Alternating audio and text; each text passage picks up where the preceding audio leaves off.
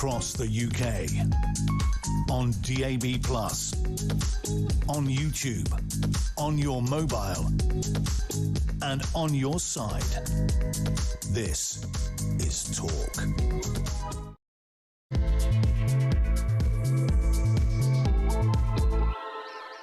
A very, very good morning to you. This is Talk, the home of common sense, with me, Julia Hartley-Brewer. I'm hoping we're all feeling a little bit more breezy today after probably having a rather better night's sleep last night, despite the heat. I hope you're coping. But we will all survive nevertheless. I know they still don't think we will, but third heat wave in a row, we're still going to make it. And whether you're listening on DAB+ radio or on your smart speaker, watching on YouTube or your connected device, at work, at home, in the car, I don't know, sitting in the garden. What are you doing in the garden? It's way too hot. Great to have your company. If you miss anything from the show, you missed anything all week, go to my YouTube page, Julia Hartley-Brewer Show. Hit subscribe and you never have to miss a thing. Coming up in this hour, we're going to be discussing early release of criminals. It's happening in September, again, like it did last year. This time, though, yeah, only a ridiculous amount of time through, just a third through their sentences. People who have, I don't know, killed people, raped people, committed sexual assault on people, they will be among those who are going to be released. Well, Kemi Badenoch is among those trying to stop that from happening. And indeed, big concern from the prison's watchdog about that and how those people will be sort of, should we say, kept an eye on and looked after in large groups when they are released. We'll talk about that. There's a vote in Parliament today. We're also going to be talking about 100,000 people claiming benefits for ADHD. Why you need extra money because you've got ADHD, and why we think that a 40% increase in just 2 years, largely young people under the age of 24, is likely to be a genuine issue, or people finally getting the diagnosis they need, or, frankly, a load of people taking the sodding mick. Because when you're getting those diagnoses and you're getting your PIP, you don't even have to look for work. How's that going to work out for those individuals? Oh, and indeed this country and the Treasury's coffers. We'll talk about all of that.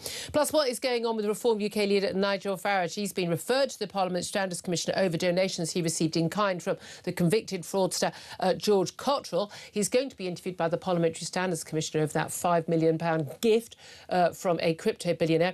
And he's had a bit of a set too with the media over allegations of them basically revealing his daughter's address in public and harassing her. And we're going to talk more about what's been going on in the World Cup. FIFA President Gianni Infantino facing growing calls to resign. I mean, surely we were just calling for that every day anyway, after the football governing body overturned that World Cup suspension to the US striker Florian Balogun after being pressured by Donald Trump. Interestingly, of course, and what a shame, they lost that match, so they're out 4-1 to Belgium. Well done, Belgium. You had the entire world behind you yesterday. And the latest shenanigans between Prince Harry and the King. The King refused a last-minute request from Prince Harry to stay at Buckingham Palace after losing patience with his son's indecision. Oh, yeah, and about 2 o'clock today, we're going to get the verdict in the latest, I think it's a final big case that Prince Harry is bringing, along with other celebrities, Elton John, others included, against newspapers in this country, this time the Mail and the Mail on Sunday, over alleged claims of criminal wrongdoing and harassment, phone hacking and the like. We'll find out more about that later on. That, of course, will be Ian Collins' show. Anyway, joining me today, and I know you're all going to be very happy about this because he was a regular on the show every Monday for a very long time, and he's back today by popular demand. Commentator, guess who? Sam Armstrong. Good morning. Good morning. It is very, very lovely to have you back, but I need to apologise for the fact that I yet again have a cold whenever I see you. Yes. But also, our aircon is on the blink, and you and I are both wearing quite thick jackets, so... Quite the day to be in an all-glass tower. It's basically yes, like a mega greenhouse. It's a lovely building, lovely views. Quite.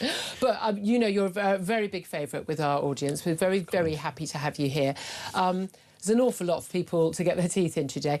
As always, you know the score. You get to decide what you want to call in about, whether it is about early release of defenders, whether it's about Nigel Farage. He's saying, look, you know, this is basically the establishment witch hunt against him. I'd love to hear your thoughts on that, what's going on about FIFA. I've been saying for years, for the love of God, let's just set up the rival to FIFA and get rid of all the dodgy corruption shenanigans. Prince Harry, King, you name it, you can call in. But in particular, a question I put out this morning on social media, a lot of response to this is more than 100,000 people with ADHD are getting disability benefits with no need to look for a job. It's up 40% in just 2 years under Labour.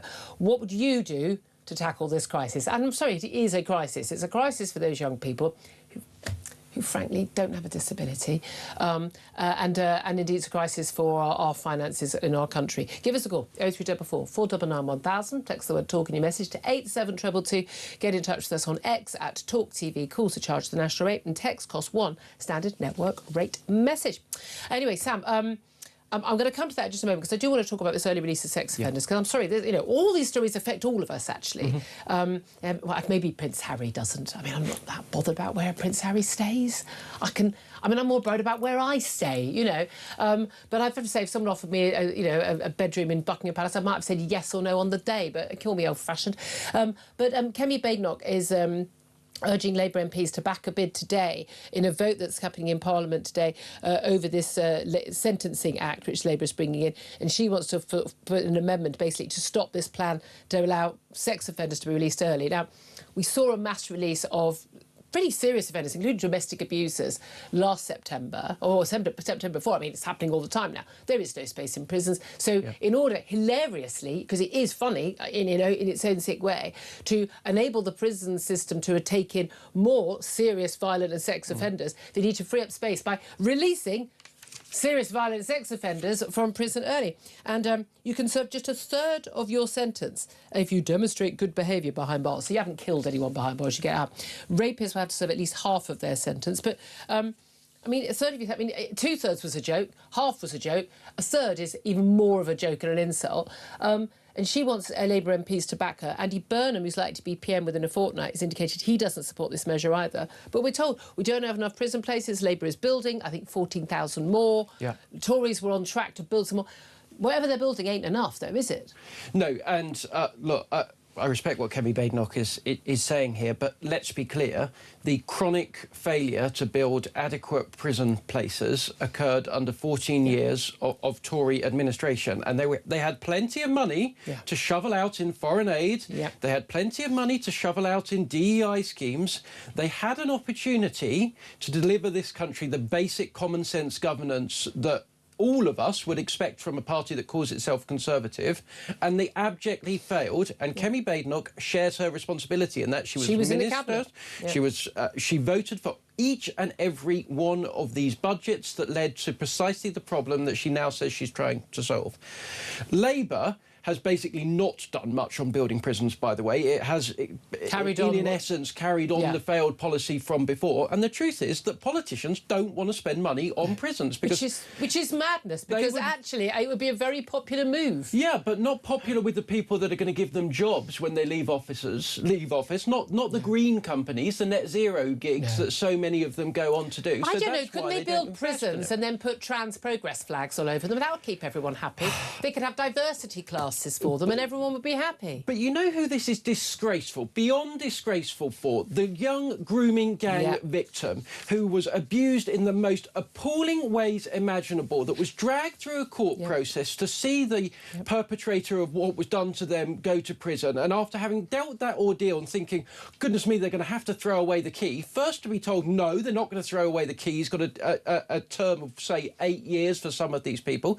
Then to be told, oh, no, he's going to serve half of it. And then, years later, when they're just about putting their lives back together, to get a letter through the post from the government to say, no, the person who did the worst things imaginable to you is going to be out on the street next week. Why? Because the politicians failed to do their basic job, which is to maintain law and order in this country, to keep the facilities we need. Number one job, the borders, not doing that. Second job, law and order within the borders. Kemi Badenoch right now is giving a speech, by the way, at a rally in London on defence spending, saying that defence should be Andy Burnham's #1 priority. The government's defence investment plan, she says, is not fit for purpose. I mean, frankly, even the last Labour Defence Secretary and previous Labour Defence Secretary don't think it is, so we're in agreement on that. But she's going to be meeting with the victims of sex attacks, including child sex grooming gangs, including Fiona Goddard. She's one of the victims who's waived her right to anonymity. Incredibly brave, fantastic woman. And she said, the state failed us when we were children. Now it feels as though we're being failed all over again. It's not fair. We spent years fighting for justice, real forgiving the worst things that happen to us, only to be told by email that violent offenders may be released early because prisons are overcrowded. I always knew these men would be released one day, but I believed I had more time to rebuild my life and prepare myself for that reality. Finding out they may be released early has completely set me back. I've barely left the house. I feel constantly anxious, frightened and unsafe. I can barely sleep. You know, she was basically, you know, groomed and raped from the age of 14. I mean, it's just appalling. Labour interestingly saying they're considering an emergency law to deport that grooming gang leader. This is Shabir Ahmed, who served 14 years of his 22-year sentence for 30 child rape cases. He got less than 6 months for each of those child rape cases. These convictions, by the way, again, those are just the ones he was actually convicted of. That's the ones they brought. I mean, it was happening every day, you know. I mean, but also there were 2 separate trials. There were ones involving white victims and there was an Asian victim. And that was a separate trial. He got 19 years for the other case and 22 years. And they ran concurrently instead of consecutively. Why was he not charged? And why was he not sentenced for each one of those crimes individually? Basically, if you're going to be a child rapist, you know what, you may as well rape 40 instead of 1, because the sentence is basically the same. I mean, we're literally incentivising child sodding rapists. He got less per child rape than Lucy Connolly got for a single ill-judged tweet. That's the reality. And as far as I'm concerned, Julia, why are these people ever getting released at all? This is the thing. Why do we Forget leave early them back release in our society? Yeah, I want like people like him. I want them to be sentenced to effectively, you know, 2,500 years behind bars, never coming out, quite apart from the fact you're on a plane to Pakistan. If they don't let you land, we may or may not give you a parachute, as I wrote in my Sun column last week. Now, here's the thing. The government is saying, oh, we're looking at whether we can have emergency law. You could have brought an emergency law in last Saturday. I wrote in my column, one of my callers on the Thursday was saying, remember the British Steel? They all came to save British Steel. All the MPs turned up on a Saturday to vote to save British Steel because it was a national security issue. I consider girls being protected from child rapists to be a national security issue also. They could do that tomorrow. They could do it today. Literally today. You can draft 2 amendments. I mean, Tories really put amendment in. But either way, a one-line bill. One-line bill. This man needs to be deported. End of. Done. And if Pakistan don't want to take him back, I'm sorry, but we send you tens of millions of pounds still, for goodness knows what reason, in foreign aid. Well, you're not having a penny of that. There's not a single extra Pakistani citizen coming into this country until you take back the wrong uns that you've sent here already. But no one will do this. Why would they do this? And here's the thing, going back to the prisons issue, I remember having a conversation, and we're talking about around 2012 with David Cameron in a studio in another life. And talking about how, you know, you need to spend more on prisons. And he was saying, well, it's all very well. You know, if you want to lock people up for longer, you need more prisons. That means spending more on prisons. That means putting people's taxes up. I went, seriously? I would more than happily. You tell me how much my taxes have to go up by for shoplifters to be in prison, for child rapists and stuff to be in forever. Tell me, I will send you a cheque. And I said, I believe that the public would support that. I genuinely believe. It's like, do you want your taxes to go up so that 100,000 18-year-olds can claim for ADHD on benefits? Absolutely not. Do you want to keep, you know, child rapists behind bars for the rest of their lives, and for people who do commit repeated so-called petty crime? Shoplifting isn't a petty crime when you're stealing at the levels people are doing.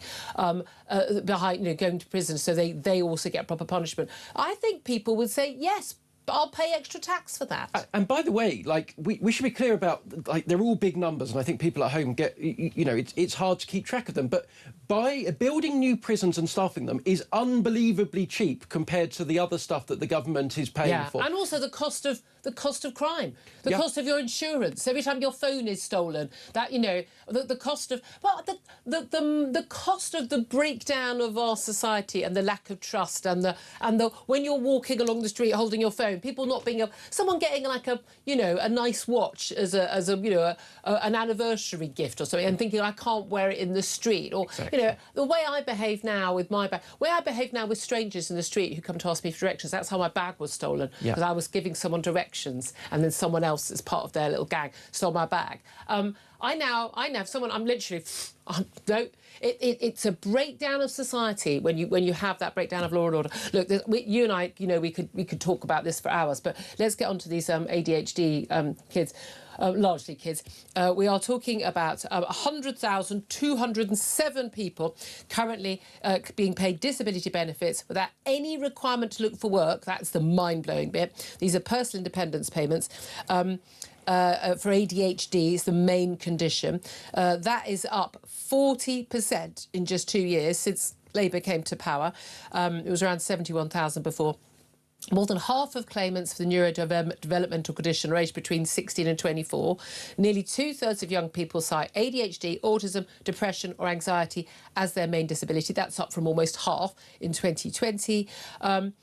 Those claiming this for ADHD, 4 in 10 of them are receiving the top rate of daily living and mobility allowances worth up to £194 a week, on top of other benefits and no requirement to look for work. I don't understand. If you're in a wheelchair and you need like a car for mobility, you need a carer to help you, sort of get dressed or get in the, come downstairs or whatever it is. If you have your home, adapted, there are various disabilities. If you're blind or, there are clearly disabilities where you're going to need, there are extra costs to your life. I do not understand why having ADHD adds any extra cost to your life and why you can't go and get a job. There may be jobs you can't do. Well, I can't be a ballerina or a I mean, there are plenty of jobs I can't do. I can't be a neurosurgeon, but it doesn't mean I can claim benefits because I can't.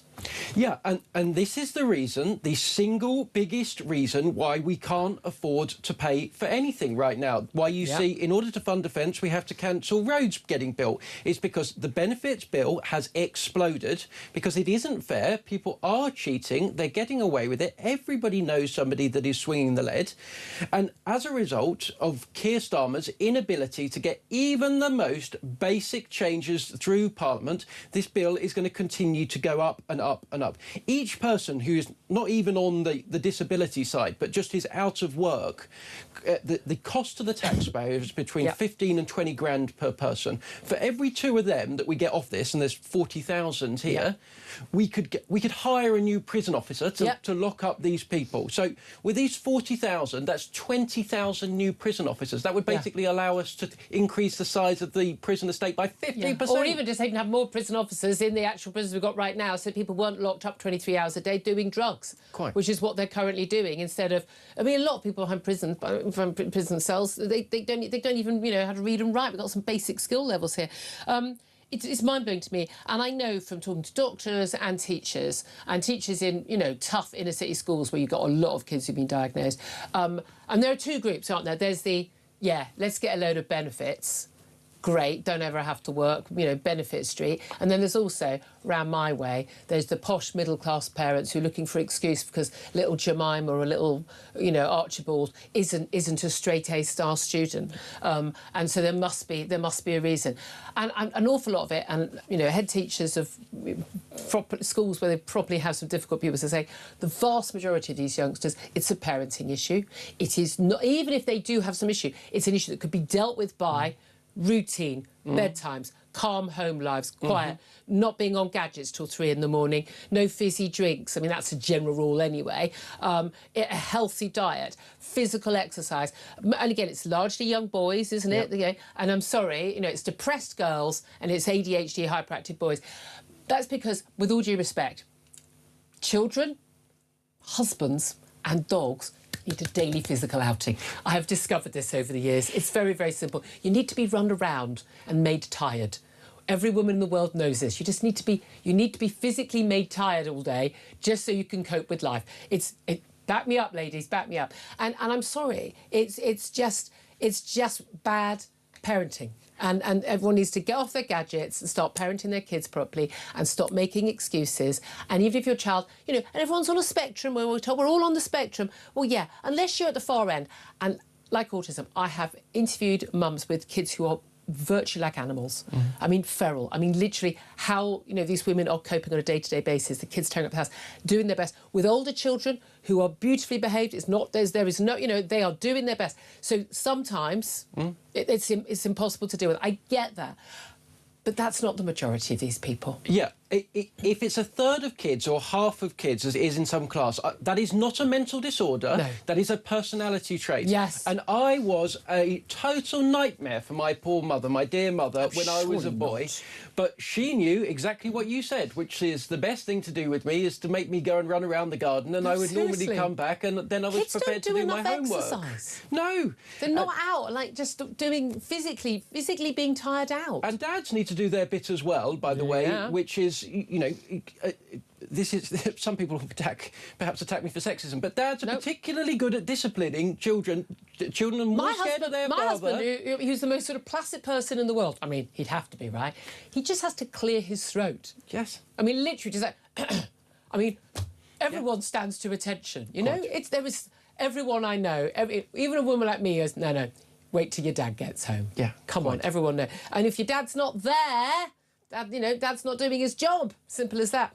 Love to hear your thoughts on that. Give us a call, 0344 499 1000. And yeah, I completely accept there are genuine cases. But again, the genuine cases, they need help, and the families need help, and the youngsters need help. I get that. But also, when all these sodding, silly women celebrities, you know, I don't know, the Lily Allens and whatever, who go, oh, I can't concentrate. No, that's because you're off your head on cocaine for half your life, you silly tart. Well, I'm sorry. Don't claim you've got a mental health disability when you've just been... It just really annoys me. Like, oh, this is why I can't concentrate. No, that's not why. I mean, there we are. Anyway, let's talk about Nigel Farage. A lot of pressure mounting on him. He seems to be feeling the pressure as well. Allegations not just about the 5 million quid that he got as a gift. Help for security, whichever it is, none of my business, he told me the other week, from Christopher Harborne, the crypto billionaire, but also with the help he's received in kind, benefits, support, some staff from George Cottrell. Now, you'll know George Cottrell. He's a friend of mine. You know, Posh George. He is a convicted fraudster, and not, you know, it's not something that happened in his long-distance past. Well, come on. He was a younger man at the time, and there are... How much younger? I think he was about 20. He's now 32. He's my age. It was a mistake he made. Right, okay. By the way, David Dickinson, Richard Branson, Stephen Fry, all of the, you know, lots of people in public life made mistakes when they're younger. Yes, OK. All right, we'll say that. Made However... a contribution. OK, now, once again, Nigel Farage is saying this is personal stuff, it's nothing to do with politics. It was before he was an MP, he didn't have to declare. He's now being investigated by the Parliamentary Standards Commissioner over both these issues. Interestingly, we're now told in the next couple of weeks he's going to be interviewed by the Parliamentary Watchdog. I have to say, I always find it astonishing with these investigations where they don't interview the person who the allegations are about rather early on and just say, can we just get an initial interview about what your defence is, for instance? Look, I've always been in the view, you know, he absolutely needs money for security. I've got no question at all about that. We've got a clip of him confronting Sky News. Let's play this clip because this is interesting because he's actually very critical of two media organisations here. So have a little watch and a listen of this. A mistake not to declare the gifts from George Cottrell, sir. You tell your bosses you harass my family anymore, and I'll take the serious consequences. That's what your organisation has done this morning. Go away. A mistake not to declare the gifts, sir. Did you not hear me? You have broken all the rules, Leveson and everything else. Cut.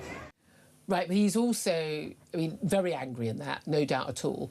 He's also, in a tweet later on, Sky said, you know, after playing out that clip, we did not harass his family. He said, well, that's a lie. He said that is not the case, and that he says that he has actually, he said, this is an outright lie from Sky News. They hounded my daughter at home just days after the Times published where my family live. Despicable behaviour from the media. Now, it is the case the Times did a double-page spread about Nigel Farage's property portfolio. I mean, like, you know, what? He's a rich man. He's made a load of money. I'm a celebrity. GB News. He's, you know, he was a pretty rich man before he went into politics. Yeah, he's got properties, like a hell of a lot of people on front benches of every party, by the way. But there were pictures of the properties. It also said that his daughter lives in one of the houses he owns in a village in Kent where he used to live. And there is a picture of a number of houses, including that house. Now, with technology now, very, very, very simple for somebody to put that picture in, you cross-reference it with, you know, Google Street View, or that, you can find out where his daughter lives. Now, he's got 4 children, all adult. He is very protective of his children, as everyone is. I've got to be honest with you. I thought that was the wrong decision by the Times. I think you can't do that sort of... You haven't got, here's the address and here's where she lives. But given that he and his family have faced death threats, genuine, serious death threats. He has been attacked repeatedly and has had 24-hour security and has done for at least 10 years. I thought that was a... Should we go with poor choice? But has he not, to a certain extent, got himself into this mess, Sam? At the beginning of the year, when I went over and joined Reform, I knew then what was likely to happen, which was the British establishment, parts of it, are so terrified of the change that Nigel Farage is proposing to bring to this country that they would stop at nothing, and I mean nothing, hacking his records, leaking private information, and up to and including failing to provide him with security in the hope that he gets killed in order to stop him bringing the change to this country that I want and he is promising to deliver. And I am utterly convinced that what we are seeing now is a deliberate, systematic attempt to try every little cheat, every abuse in the book to get him. Do you know what? Like, whether or not Nigel Farage was correct in the fact that he believes that these donations were personal gifts and didn't fall to be declared for that, in a sense, it pales into insignificance compared to the problems that this country faces. And No, and it is still relevant who is funding a politician. Sorry. I am fed up with this, Julia. We went through this under Boris Johnson, and we went through rounds and rounds of who paid for the wallpaper in his flat. Yes. And do you know what, Julia? Because it mattered. No. I tell you what mattered then was the fact that Boris Johnson was admitting into this country millions and millions of people who have permanently changed the character of this country for the worse. And not it is one possible journalist, for people to care don't. about two They things don't. at the same time. The lobby... I care about standards being upheld in public life as well as public policy. Political journalists obsess about the minutiae, They and we do. have spent hours and hours talking about the very I'm not tiny establishment. details. I spent the last 10 years on this station always speaking what I believe to be true, whether the establishment likes it or not. I've been sort of blackballed by a lot of them and quite happy to be so because of that. So no one tells me what to say. I've got no anything against Nigel Farage. I consider him a personal friend. I absolutely admire his policies. I think he's a very, very important figure. I would be very, very happy for Reform to do very well in the next election. So I haven't got any of that. I still think he should have declared this. I still think I've got questions about anyone involved in public life getting big sums of money personally from crypto billionaires or from anybody that isn't, their mum or dad, frankly. I'm so sorry. I just think he's made a horrible error here. That said, I do think, I do think the Westminster, they are trying to put the knife in, and I think they're going to fail in the same way that the Democrats and the Democrat-supporting media in America tried to put the knife into Donald Trump, and they are only going to increase the sense of grievance from people who support him. Look, Nigel Farage represents a absolutely fatal change for the people who have got very used to running this country, and I am utterly convinced that they will attempt absolutely everything. At the beginning of this year, Dominic Cummings said precisely that. He warned in an interview with The Spectator that this would happen. It has happened. And I would just say to people listening at home, think very carefully about who is putting these stories around, what is their agenda, what are they up to, and what are they trying to stop happening for this country. Okay. And I'd also say Nigel Farage and, just don't give them the ammunition that they can use against you. I think that was a dumb move on his part. I'd love to hear from you. I knew we'd do this because it's so happy. I am so happy to get you back in the studio, Sam. We're going to get to a couple of quick calls. We're going to take a quick break, but the number to call is 0344 499 1000 to have your say on any of the topics we're talking about today. This is Talk.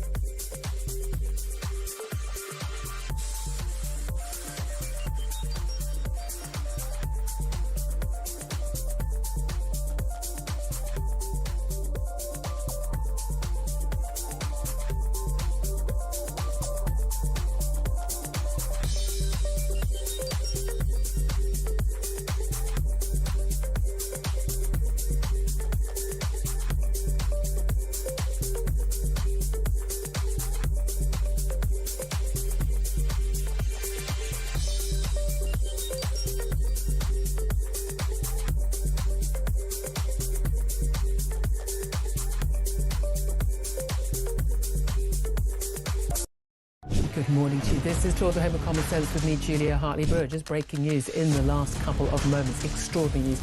Not just that the police have arrived at the Sandringham estate where Prince Andrew, as was now Andrew Mountbatten Windsor, is currently living since being thrown out of the Windsor estate. The police have arrested Andrew Mountbatten Windsor. It's an extraordinary revelation. And certainly what's been contained in the Epstein files was released in the last few weeks. It's his 66th birthday today. What a birthday present that is. Across the UK, on DAB+, on YouTube, on your mobile, and on your side. This is Talk. This is Talk. I'm Julia Hartley-Brewer. I knew it would be lively with Sam Armstrong back in the studio. You knew it as well. 0344 499 1000, number to call to have yours. So we haven't even got to half the topics I want to get to. I knew this would happen. Let's go to your calls, though, on ADHD and benefits. Paula is in Kilmarnock. Hello, Paula. What do you want to say? Hi, Julia. Hello. Good morning. I live in Scotland and I have a daughter who has cerebral palsy. Yeah. So in a wheelchair, obviously not going to get better. Yeah. And I had to benefits cut.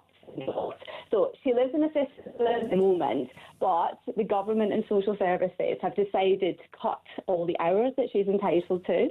So she's basically only entitled to 28 hours a week, which sounds a lot, but that's only 4 hours a day to sort of feed her, get her ready, all her meals. All her social hours have been cut. So nothing. So How old is she? She's 36. Yeah.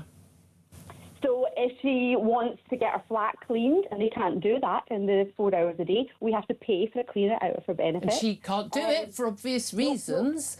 No, So- I'm a financial guardian. Even though I'm a mother, I'm also a financial guardian, so I look after her finances. If she wants to go out for lunch or go to the cinema or do something, we have to pay for that now. Again, that has to come out her benefit. So basically, they are paying for care for her to exist, but everything else is gone. Yeah, I mean, this is the thing. But People coming into the country and illegally claiming, and it's just horrendous. so, I mean, exactly. So someone who absolutely needs it, who no one, surely, with vague morality, would have any issue with paying taxes to help support, because they're, but for the grace of God, go any of us. Correct. Not getting the help that she needs, deserves, warrants, but we're splashing cash on some teenager who's got some diagnosis, claiming that they got, bad attention span and can't get a job. I mean, and that is money that could pay for someone who could massively improve your daughter's life.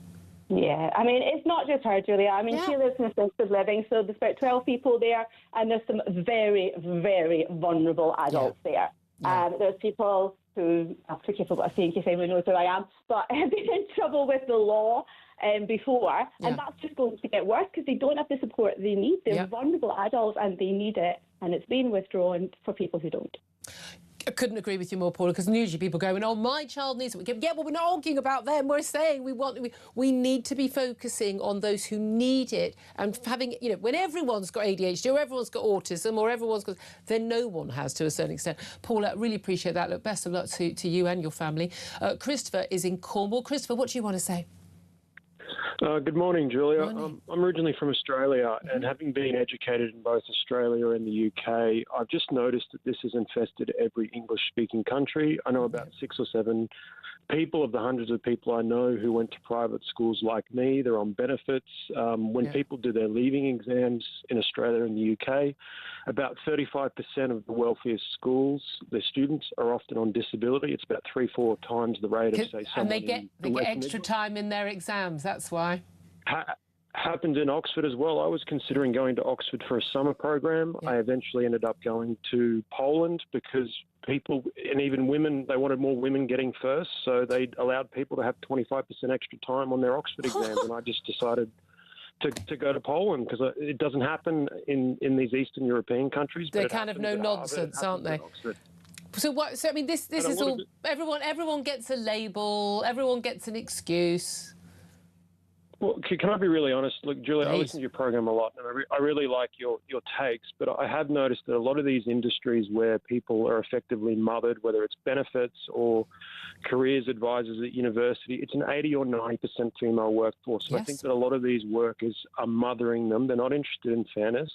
They're not interested in helping people who are actually disabled. They're just using these students or these people who are claiming benefits for frivolous reasons almost as surrogate children. I know people should be empathetic, but it's just become so toxically empathetic in Anglosphere countries. That's what I'll stress. It's in Australia, the US, the UK, Ireland. You see Germany and France as well, but you see it far less in Poland or even Italy or Spain. I completely agree with you. There's lots of evidence, there's lots of theories about this, the feminisation of things. And I agree. I do. I think in lots of cases men and women do approach these things differently. I mean, I don't.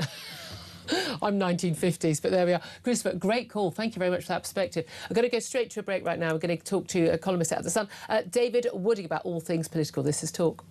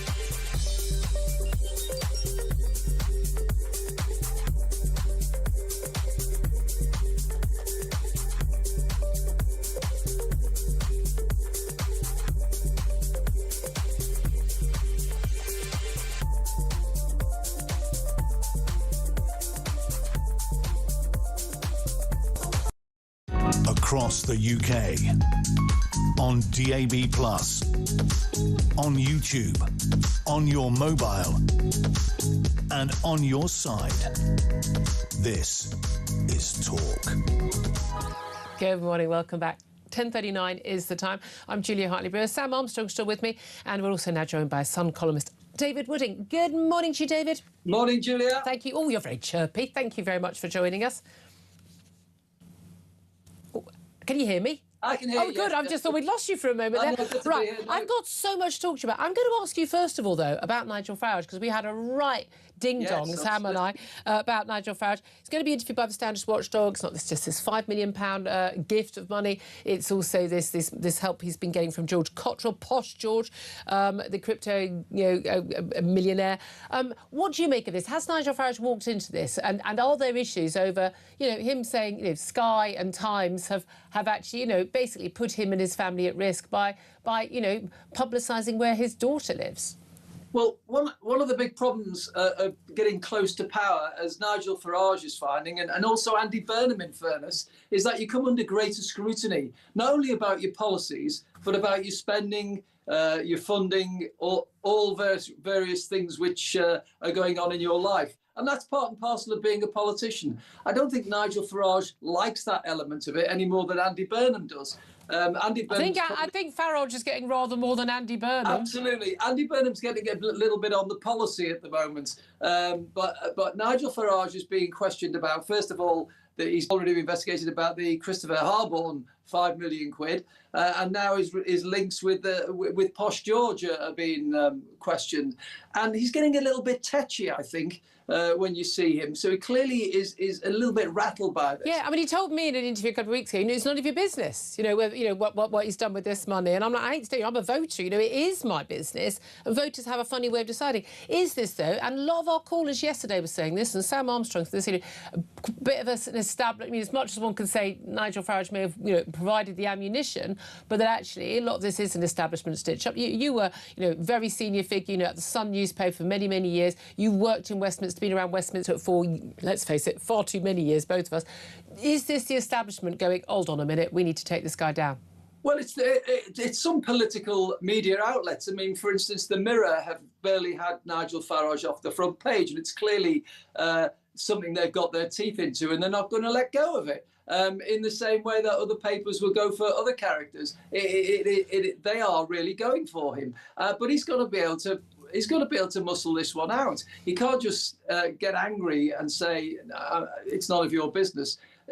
We have rules for politicians, and I think, along with the Makerfield result, it has made reform. It's given reform a little bit of a blow, to be honest. And if Nigel Farage is looking a little bit diminished as a result of that, and the questions about his personal funding, then that's only going to harm the party. Because let's be honest, he is a major figurehead. It is him largely who bring people to the reform fold. They like what he says. He says it straight. He's in touch with what the ordinary voters think. And people trust him. The interesting thing is, Kemi Badenoch is saying a lot of the same things now as the Tory leader, and is miles more popular than the other party leaders at the moment. However, she's still got the issue. She's got the Conservative Party to deal with, the Reputation Conservative Party, and it's very interesting. I know calls to JK's show this morning on breakfast, where when she talks about stuff, people go, well, okay, she says, yeah, we've made mistakes in immigration, and this and this and that, and people go, well, yeah, but we don't trust you. Whereas they do trust Nigel because he's been saying the same thing for 20 years. Yeah, but there is also an element as well of how much of this of these attacks on Nigel Farage are landing a blow. Because seriously, a lot of people have voted Conservative and voted Labour, and they've had 16 years of the two of them, and they're saying, well, neither of you can deliver what we want. We even voted for Brexit because we were so fed up, and that's not really given us the benefits that we want, because none of you are prepared to take the advantages of the benefits it gives. So that's why they all say, we think it's worth giving him another go. And that's his big plus point. But of course, the drip, drip, drip of this scandal, if that's what you want to call it, will have an impact. It's also meaning that we're seeing less of Nigel Farage on television and on the radio. And he is a major, major contributor towards Reform's popularity. So it is going to damage the brand, that's for sure. Yeah, I mean, again, he needs to kind of front it out, doesn't he? And let's talk about Andy Burnham, you mentioned. And there's actually a lot of the stories we're talking about today. And these are all, come the 20th of July, going to be in his in tray. We've got, defence, a massive big issue. Kemi Badenoch today saying that it should be #1 priority for Andy Burnham. We've got, basically, it's not even a £5 billion black hole, it's a £15 billion black hole. And that doesn't even touch the sides of what the defence needs are. We've got the prisons issue. He's going to face, as Keir Starmer did in 24, this mass release of prisoners early, a third of the way through their sentence. We're looking at rapists, killers, violent offenders coming out halfway through their sentences as well. This is not going to go down well. We know a lot of these people do actually go on to re-offend. They are wrong uns. And we've got the benefits crisis. We're talking about 100,000 people now claiming benefits for ADHD, PIP. So they're getting extra money, most of these people, on top of all their other benefits, the tune of, thousands a year. And most of these young people, they're aged between 16 and 24, never had a job, never going to get a job, no requirement to look for a job. The interesting thing is all of these stories tie in because they're all about what do you choose to spend money on and where do you choose to save money on? Which choices do you think Burnham's going to be up to making there? Well, he hasn't shown his hand yet, has he, Julia? But there's a massive in-tray here, and most of the things in his in-tray mean, say at the top, give us more money, whether it's defence or whatever. And the only way he can get more money, because we're £3 trillion in debt, taxes are a post-war high, and so the only way he's going to get more money is by making cuts. So where does he make the cuts? He can't make them in defence. He's got to put more money into defence. Welfare is the one that hits you in the face. £330 billion a year going on welfare. Well, most of that is pensions, to be fair. Yeah, that includes pensions, but you've got the triple lock, which he's locked into, if you double speak there, locked into the triple lock, because Keir Starmer put that in his election manifesto, so he can't get rid of that. Although, will any party coming up to the next election tell the elderly people who are the biggest voters, who turn out more than anybody else, we're going to get rid of your triple lock? But that's going to be faced down at some stage. But nevertheless, welfare is the one where a big saving can be made. But he says we've heard Alan Milburn, the former cabinet minister, who's good on mobility and he's looked at welfare. He says he thinks Andy Burnham, from what he's told him, will be able to grasp the nettle of cutting benefits.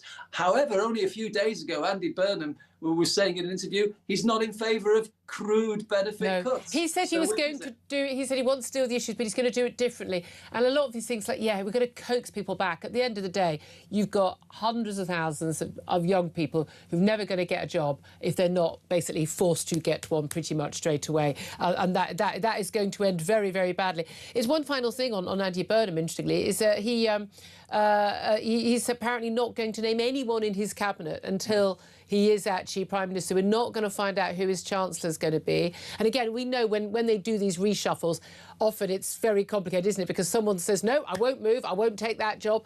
He's starting from scratch. But if you had to put money on it, do you think that we're going to see Chancellor Ed Miliband?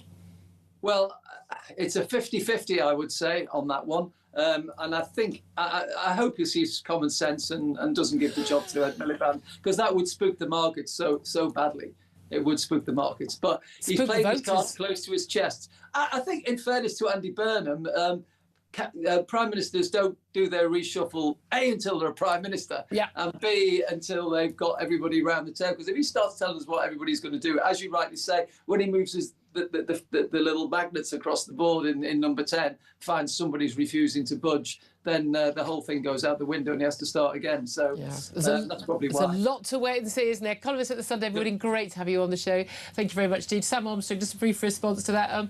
Is it tenable, though? I don't think we know a single policy other than moving number 10 to halfway to the north for some of the week, and nothing else from Andy Burnham. We know nothing. Yeah, and let's be clear, this guy's about to become our Prime Minister, and the media, the press, everybody at the moment is prepared to throw absolutely everything at Nigel on the basis that this guy could be Prime Minister. Yeah. We need to scrutinise him. Could be, will be. Well, look at the guy who's just about to walk through the door. Yeah. Please, somebody. There simply is no proper scrutiny at all. Andy Burnham, you can come on my show any time. We'll give you some scrutiny. I don't know anyone who should want to be Prime Minister or try to be Prime Minister, or certainly about to be Prime Minister, who should not be able to, in quite a lot of detail, talk about what they are going to do, their priorities, what their policies are. And I don't think we know a single darn thing. And again, once again, the media that did not give proper scrutiny to Keir Starmer is going to have a lot of egg on their face. They really are. 10:49 is the time. Up next, will Prince Harry have egg on his face? He's got a big court verdict over the latest allegations of phone hacking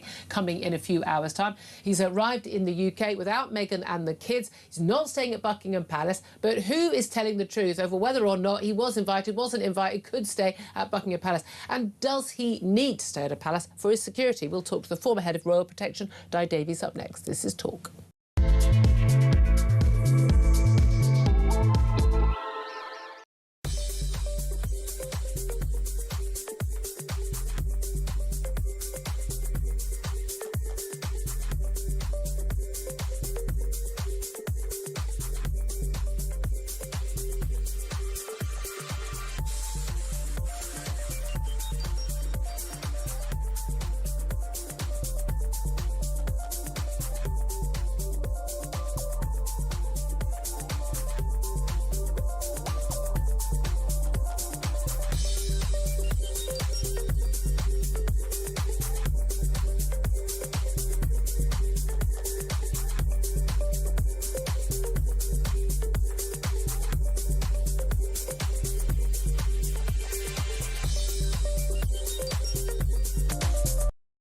Good morning to you. This is Talk the Home of Common Sense with me, Julia Hartley-Brewer. Just breaking news in the last couple of moments. Extraordinary news.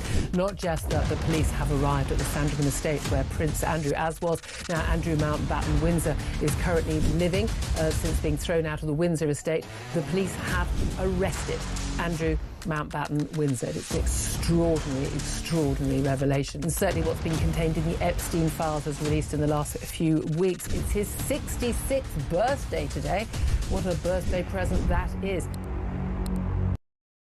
Across the UK, on DAB+, on YouTube, on your mobile, and on your side. This is Talk. This is Talk the Home of Common Sense. I'm Julia Hartley-Brewer. 10:51 is the time. Let's talk royals. You know how much I love doing that. Former head of the Royal Protection is Di Davies. He joins us to talk about Prince Harry's latest trip to the UK. A very, very good morning to you. Oh, good morning. Lovely Thank- to be back with you. Thank you very much for joining us. Well, Prince Harry, I'm sure that's what he said to his dad on the phone. Prince Harry is back in the country. This was a long-planned trip. It's a year to the Invictus Games in Birmingham next year, so he's over here promoting that. But the plan was he was going to bring his wife and his two young children. They were going to be reunited with their grandfather, who they've not seen in 4 years. Given their young ages, that is literally a lifetime, certainly for the youngest, Lilibet, but also for Archie. Lots of discussion about where the prince and the family were going to stay. By all accounts, offered Buckingham Palace, which I think a rather, a peace offering, an olive branch from the king. But apparently, according to two different versions, one is that this offer was rescinded because of his court verdict likely expecting today over phone hacking. And the other is that, well, actually, he'd said yes, no, dithered, and then said yes too late for arrangements to be made. This is a bit I don't get. Buckingham Palace has got, what, 52 bedrooms and quite a lot of staff. Even at the last moment, could they not accommodate at least one room for Prince Harry? Well, good morning again. Yes, of course they could. There are 775 rooms in Buckingham Palace and X amount of suites, which I would have thought could be put ready in a matter of hours. So I don't know what this is about. I suspect there's a lot more underneath the surface going on. It's turned into a debacle. As always. It's not doing any good for the reputation of anyone, Harry in particular, as far as I am concerned, because there's always a hoorah whenever he is here. Yeah. What people don't realise, he's been here 6 times in the last few years with no problems really in security. Yes, there was one female who got into the High Court. Well, it says more about the High Court. It says more about the High Court security than whether he needs full-time 24 armed protection. That's what it all comes down to. If he's in a royal palace, there is protection there. If he's coming to a state occasion, there is protection, but he's not entitled to state-funded protection on this. Now, this isn't really about the funding of it, is it? Because they obviously pay for their own protection 24/7 back in Montecito in California. Realistically, this is about whether or not their protection can be armed when they're in the UK. Yes, and that's the truth. And as I've said on your programme and others, the last time armed officers were required was in 1974 when Princess Anne was attacked by a lunatic. And unfortunately, 4 people got shot. But that's the last time. The truth is that this would have been looked at very carefully. Evidence would have been given in the court cases on camera, so you and I would know what was said. And then it's been looked at again. Now, I understand he would like it, his ego would like it, and I've no doubt his wife would like it, because they are, as I've said, and I'm not being rude, butlers with guns. They make things happen succinctly, quietly. This should have been happened quietly, below the radar. It's just annoying that each time everything has to be publicised. But isn't the reason why it isn't below the radar is because he didn't get his way? Again, I'm not a big fan of the royal family as an institution, and I don't understand why he is not considered to be someone who needs to have proper levels of security. He is the heir, he's one of the heirs to the throne. He's the son of the king. He is a very famous figure. His family, he has had threats. His family's had threats, and he fought in Afghanistan for us. I'm sorry, it seems to me that he's clearly someone who would be at risk. I think it's a legitimate thing for him to have is security, armed security, when he's here in the UK. Well, I respect your point of view. What I would say is there is a structure and system that applies to him. It applies to other members of the royal family. And I assure you, if there was any inkling, real inkling, not made up stories, etc., by some, that there was a real threat, then he would get it. And of course, if he stayed in royal premises, he would get it. The truth is, as we've seen in Europe now, he can slip in and out of Europe. He can go to various places without armed security. So what I'm trying to say is, in this country, compared to LA, where in the last 5 years there were half a million violent attacks, this nonsense that this is a dangerous place is that nonsense. That is a fair point, isn't it? Now, there's no doubt at all. He's still quite a popular figure. We've known him since he was a child. Is he really? Well, I mean, he's one of the least popular royals now, but there are a lot of people who still, grateful for his service to his nation and feel sorry for him. We remember him walking behind, his mother's coffin. There's still something in our hearts, I think, for this little boy that we knew. Very, very much love lost little love lost for his wife.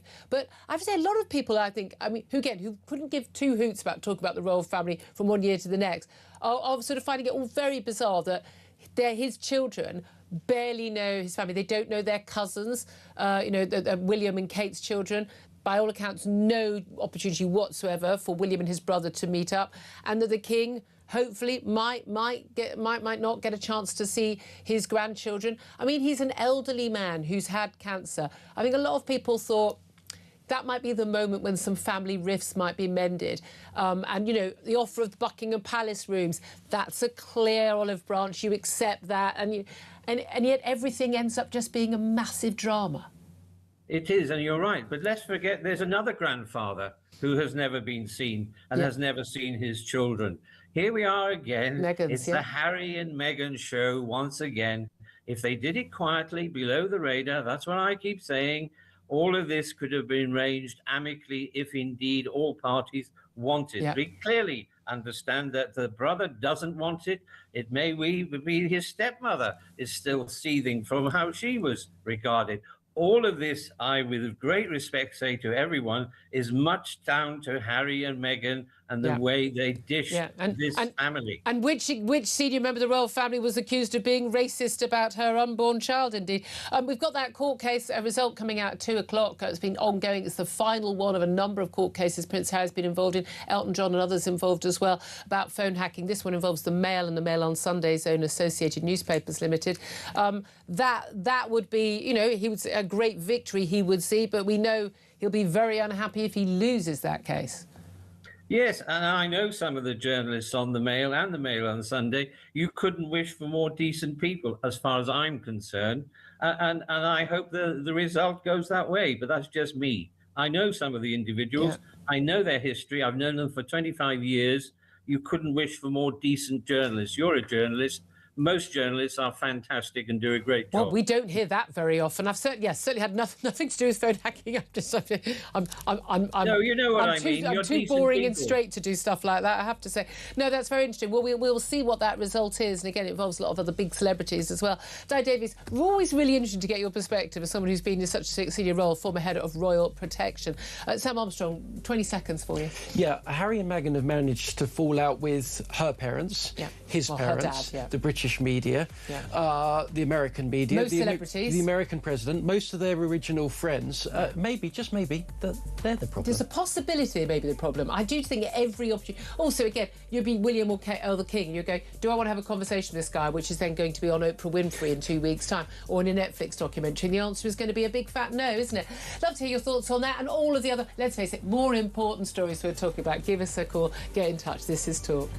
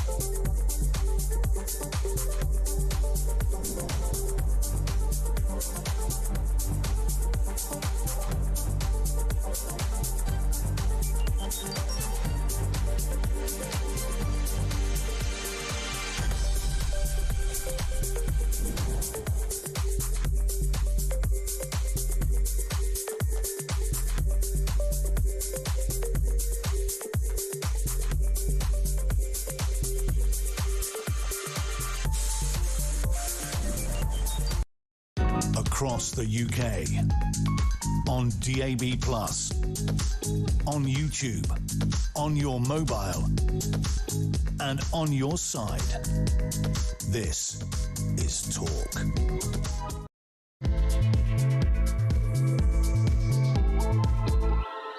Good morning, welcome back to the show. We're fast approaching 3 minutes past 11 o'clock. This is Talk, the home of common sense with me, Julia Hartley-Brewer. Whether you're listening on DAB Plus Radio, on your smart speaker, watching on YouTube, or your connected device, thank you very much indeed for your company. Delighted to say, still joining me is commentator Sam Armstrong. Woo, woo. He back. Do you think we can get you back regularly again? We've been missing you. I'll do my best. If we get some good callers in this hour. All right, can you all call in? Oh, stop it. Can you all... That was a bit needy. Can you all call in and say how much you love having Sam back so we can keep him on the show? Good God, man. Anyway, if you miss anything from the show and you want to hear Sam being needy again, go to my YouTube page, The Julia Hartley-Brewer Show, hit subscribe and you never have to miss a thing. Coming up in this hour, we're going to be talking more about the early release of prisoners. Kemi Badenoch is leading calls ahead of a vote today in the House of Commons, sort of just to stop the early release. We're not talking about shoplifters coming out after serving a third of their sentence or half of their sentence. We are talking about killers, rapists, other sexual assault criminals. I mean, come on. This is madness. Why are they being released? So we've got more space to put dangerous criminals behind bars. We're literally releasing dangerous criminals so we can put other dangerous criminals behind bars. I mean, come on. This is not a serious country. Also going to be talking about the World Cup. FIFA President Gianni Infantino facing growing calls to resign. When hasn't he, by the way? He was supposed to clean things up after Sepp Blatter. How's that working over the shenanigans of that red card for the US striker, which Donald Trump basically convinced him to overturn? Wow, what a bit of a shame that Belgium beat US 4-1 last night. They had the entire world behind them. Also going to be talking about what is going on at the NATO summit that starts tonight. I mean, basically all the world leaders just need to turn up and have a nice dinner tonight and just hope to God that Donald Trump doesn't berate them personally. But he may well do, especially given the state of Keir Starmer's latest defence investment plan. All that coming up, plenty more besides. As I say, Sam Armstrong with me. And we've just been talking about the Royals. I'm just going to start on that, just because we only had a little second, you and me, after talking with the former head of Royal Protection, Di Davies, on this. This court case coming this afternoon, results going to be at 2, so an Ian show. I always find it bizarre, these judges at the High Court, they hear these massive big hearings, and these are civil cases, obviously, and they have these massive big hearings. They go on for months and months, loads and loads of people involved, and loads of hearings. And we are talking about, I mean, an awful lot of people. This is not just Prince Harry, it's Elton John, Sir Simon Hughes, former Lib Dem MP, Liz Hurley, Sadie Frost, and Baroness Doreen Lawrence, Stephen Lawrence's mother, of course, saying they were harassed and, their lives basically made hell by, they claim, illegal activity by journalists working for associated newspapers, publishers of the Daily Mail and Mail on Sunday. They said it was an unlawful information gathering. They say that the allegations have been strenuously denied by the publishers as well. But this is the last of a load of courtroom battles that Prince Harry's had with the owners of this radio station included. There was a settlement there, other settlements and other awards have been made. Some cases thrown out, some not. He's also had the battles over his security with the Home Office. Well, effectively with His Majesty's government, with his grandmother's, now his father's government. He does like a court case, doesn't he? But a lot of people are saying that actually this one's not looking as strong for him because the judge has required this sort of burden of proof. Like, you need to prove that there was actually wrongdoing, not, as with normal civil cases, a balance of probabilities. So he's going to be very angry if this does go against him. Yeah, and there were some extraordinary revelations that came out in court about witnesses for Harry's side potentially having been offered money for some unrelated services, but maybe that was designed to influence the evidence they gave. If this goes against Harry, I really do hope that it is the big wake-up call, because it is going to permanently and fundamentally damage his reputation, that he has gone into court, he has alleged each and every act of wrongdoing a journalist could possibly ever commit. And if a judge looks at this and says, no, you haven't proved it, that will be very, very damaging indeed for him. Indeed, absolutely, indeed. I mean, we shall see. And again, this constant, I do think, we mentioned this on the show yesterday, this sort of, this old woe is me thing, this whole I've got such a bad life, everything's so awful thing. It just doesn't sit very well with people going, you've got millions in the bank, you live in a mansion in California with your wife and your 2 kids, you're married, you've got 2 healthy children, you completely and utterly cut yourself off from your own family, by all accounts most of his friends as well. She's got form for this. I mean, she's, as far as we can tell, the only person she speaks to from her old life, is her mother. I mean, there's clearly a lot of issues going on here. They're both clearly damaged souls in a lot of ways, but the bleating about their poor, sorry lives, and particularly also, look, if there's been any wrongdoing, there's been any illegal activity and phone hacking, absolutely abhor and condemn that, no question at all. Everyone has a right to their privacy. But when you sell your whole life to Netflix, when you give away, I can't believe this genuinely, not only the stories they told about the royal family and Oprah Winfrey, which so much of which was exposed as a lie, the Netflix documentary, including even, the video of the proposal, the things like that. These are some of the most private moments in your life. I look, do you see any pictures? I mean, I'll mention, my husband and my family. You've met my family. You've been. You don't see pictures of my husband in the public domain. I don't talk about his name. You don't know like where my my daughter's at university. And so I keep my family private and safe. I don't, you don't think I don't want to be yapping on about, what I'm proud of and what, putting pictures of my beautiful daughter on. No, I can't, because her safety and her privacy matter more to me. And I find it extraordinary. OK, they put pictures of their kids, but they block out their faces. They just can't have it both ways. You've got to choose. If you want to be private citizens, go be private citizens, live a lovely, quiet life with your millions and be quiet. But this constant whinging and moaning and game playing, especially with the king and you've been offered Buckingham Palace. Seriously, shut the beep up. Take the room at Buckingham Palace and be grateful. Yeah, and never forget, of course, they have invaded the privacy of the royal family more than any other messages, people private conversations in history. They tried bringing a camera crew with them to go and see his grandmother, for goodness sake. They have got their millions by systematically violating the privacy of the entire royal family, and then they had the cheek to come back to court and say, oh, someone else violated my privacy 20 years ago. I suppose you have a right to violate your own privacy, but it doesn't. But he violated his family's privacy too. Absolutely. Do you think his brother wanted those stories telling about him in a book, in a Netflix documentary? Now we've gone to podcasts. No, genuinely, anybody. If someone published my private messages when we've agreed these are private messages, sorry, dead to me. Dead to me, absolutely. Also, if you're accusing people of racism, and you can't, where's the evidence? Come on. Yeah, where's it? And exactly. No, he's his own worst enemy. He really is. Look, let's talk about more important stuff. Let's talk about early release of prisoners, sex offenders included. Conservative leader Kemi Badenoch, she's urging Labour MPs to vote with her to basically change measures in Labour's Sentencing Act. There's going to be a vote in Parliament today. She says it's going to force victims to relive the trauma they endured at the hands of 6 paedophiles, because plans to release sex offenders early. And this is extraordinary. Under the Sentencing Act passed earlier this year, most criminals, including some sex offenders, will be released after serving just a third of their sentence if they demonstrate good behaviour behind bars. Some rapists will have to serve at least half of their sentence. Oh, thank you. But it's down from 2/3 under current rules. Now, 2/3 is also unacceptable. It should be full. Sentences should be longer. They should be running consecutive, not concurrent, as in like the child rapist, the Shabir Ahmed, the leader of the Rochdale gang, getting a total of 22 years. He served 14 years, out last Thursday. Can't deport him. I mean, we could. If I was in charge, he'd already be gone. And again, there's no here's the plane. it. It's taken off. Would you like a parachute? If they won't let you land in Pakistan, well, here are your options: parachute or no parachute, Mr. Ahmed. I just don't want these people here. You're not my problem. I don't care that you were brought here as a kid. You ain't British. Go. Go and be someone else's problem. But he shouldn't actually be out anyway. He should be behind bars. The idea that the government can say, well, we have to free up prison space. We could build. I mean, there are plenty of people behind bars who are not violent criminals. We could very, very quickly. We've got an army. They ain't doing anything else at the moment. They're certainly not able to fight a war at the moment.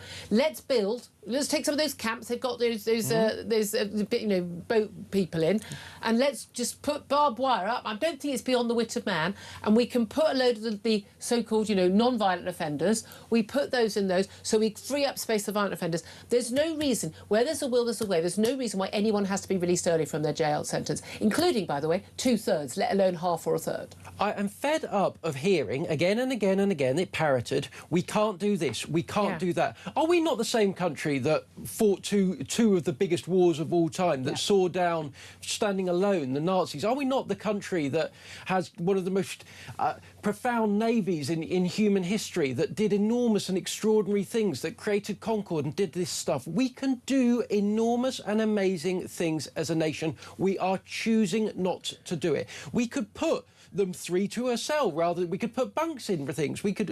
It's the summer months. It's the summer months, right? Make them sleep outside, as far as I'm concerned. Because you know what? The people for whom this is worst are the victims. Of course it is. But actually, we're talking about releasing 7,000 people in short order. Violent men. Violent. Let's call them violent men. Many of them sex offenders. We do not have the capacity in halfway houses where these people can be properly monitored. They're not properly monitored anyway, even if they're released a few at a time. And they're not talking about hiring more probation officers. So let's be very clear what that means. Dangerous offenders are moving on to a street near you. If you are listening to this, they will not be checked upon. Some of them will be paedophiles that will be a threat to your children. And the government is saying that, look, we all know what happens. There is a recidivism rate. You know, 30–40% of these people will go on to reoffend, and your child may well be the victim. But hey, we don't care. What can we do? Well, also, I've actually heard a minister say, you know, we can't just magic up. So you don't have to magic up prison place. I mean, you can just build them. You've been in power 2 years. And again, I've said before, I'll say it a million times more. At the end of the day, I think people would be willing to pay more taxes to have more prisons. And this, of course, ties in with the next story I want to talk about, which is, again, we always say we haven't got money to do this or that. But we do have money to give, wait for it, 100,000 people, large numbers of these aged under 24, disability benefits for ADHD. No need to seek work. And this is extraordinary. This is up 40%. So it was 71,000 in July 2024 when Labour came into power. This April, 100,000. So even more now. 40 people a day are being given this benefit. Now, this is the thing. This isn't just getting benefit. These are getting PIP. They are getting personal independence payments for this. And this is the extraordinary thing. They're getting 4 in 10 of them are getting the top rate. So that's £194 a week. That's on top of their other benefits. OK, no requirement to look for work. What I can't work out is if you've got ADHD, unless it's the most extreme kind, and even then, I don't understand why you need any extra money. As we were talking to a caller a little bit earlier, Paula, her daughter's got cerebral palsy, lives in an assisted living building. She's in a wheelchair. She's had her hours cut. She can't clean her home. She can't, that's the thing. She needs someone to come in and help, and that costs money. They haven't got money for her, nope. But they've got money for some youse 20-year-old who's failed at school, probably sitting there on his Game Boy all day, or whatever it is the kids are doing these days, drinking his Lucozade, staying up till 4 in the morning, lounging around, probably having a spliff, and going, well, I can't work, I've got ADHD. What is going on? And he gets a brand new shiny car as well. Don't forget why about did you get a car if you've got ADHD? Well, if you've got attention deficit, I don't think you should be driving a car. He can go down to the Volvo dealership and take himself home. Volvo, is that what we're buying now? We're buying them Volvos. They can buy Volvos, they can get the nice new shiny Volkswagen 4x4, they can walk in and get any of those cars. And by the way... They can put $3,000 towards it from the government. From the government. The government haven't got any money, it's our money. Yeah, and I'm paying for some youse who's never going to work to have a new car. Walk around any housing estate in the country and you can... You can spot who's on benefits. Yes. Why? Because they have the nicest cars. Yeah. And what do they have to do in order to get it? They have to go to one Zoom call with somebody from DWP... Who's also sitting at home. Who's signing off 25 people a day, and each and every one of those costs us a minimum of 20 grand a year. Yeah. That's even before they get the health benefits, so we're probably talking about 30 grand a year. And then we wonder why we can't get an economy to work, why bills are going through the roof, why there aren't any good jobs left in the country, why the economy's going nowhere, why we can't put a navy out to sea. It's obvious, it's staring us in the face. You have to be deliberately, willfully blind not to see it. But I'm afraid the Labour Party... I was just going to say, have you met them? that run this country have long ago given up being the party of workers. They're now the party of welfare. Most of this happened under the Tories. They didn't get on top of it, but it's getting a lot worse under Labour. There has been no incentive to do this. Keir Starmer's not got on top of it. it. I mean, even when he tried, everyone goes, well, he did try to cut benefits by $5 billion. No, he didn't. He failed to cut through a measure to cut the increase in benefits by $5 billion. It was still going to go up.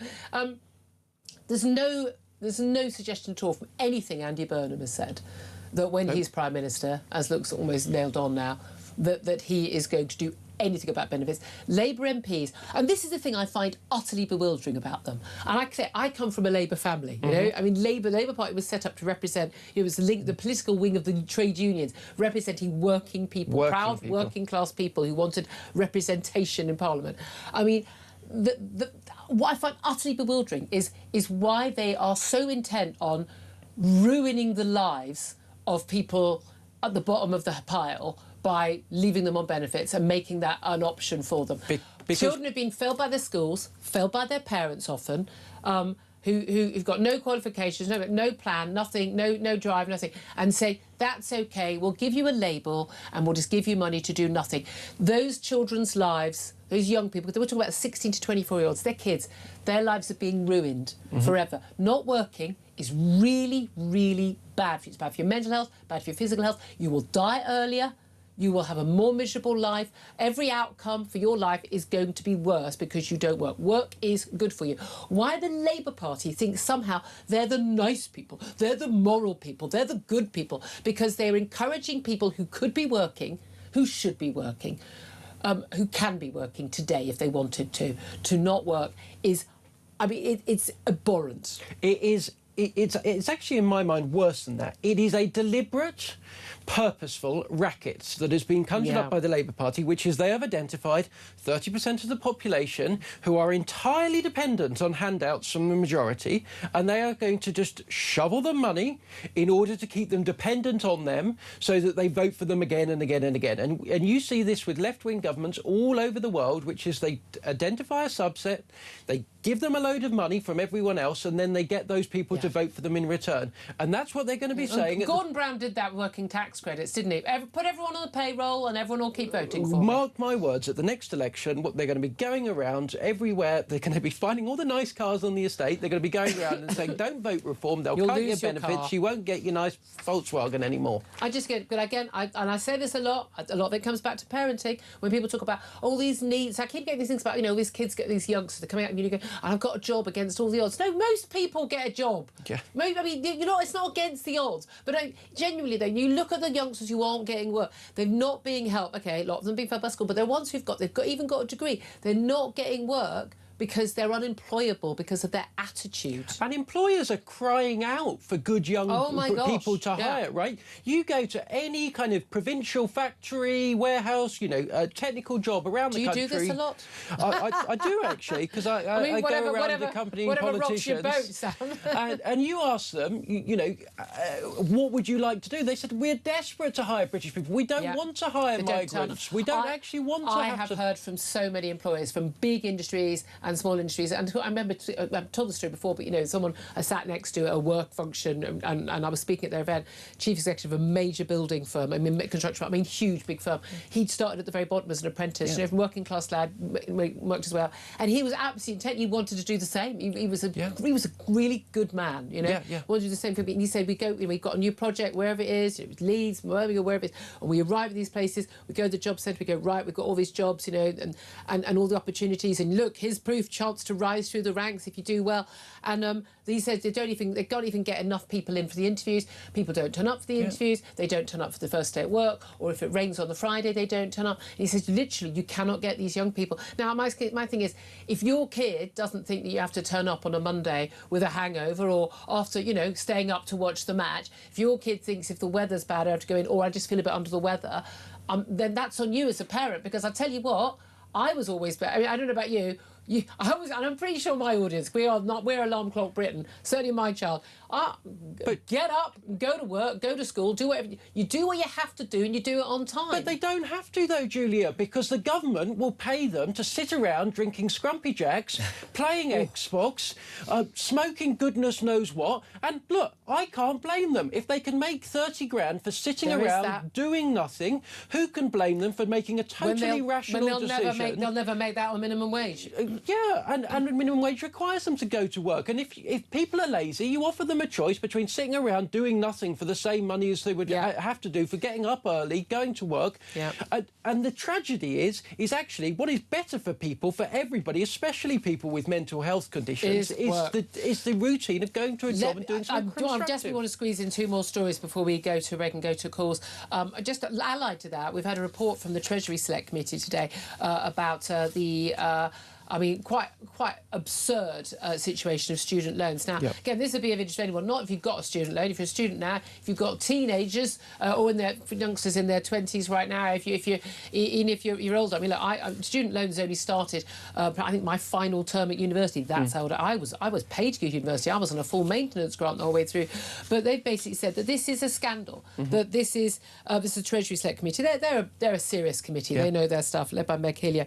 And they said that actually the comparing of student loan repayments in a lot of the bump sent to prospective students, they said this is the same as phone contracts. They said that amounted to selling. People didn't realise, that the deal could be changed. Basically, they can change the interest rate at any time. The fact that they use RPI instead of CPI, basically a much higher rate of interest as a result, because a higher inflation rate there.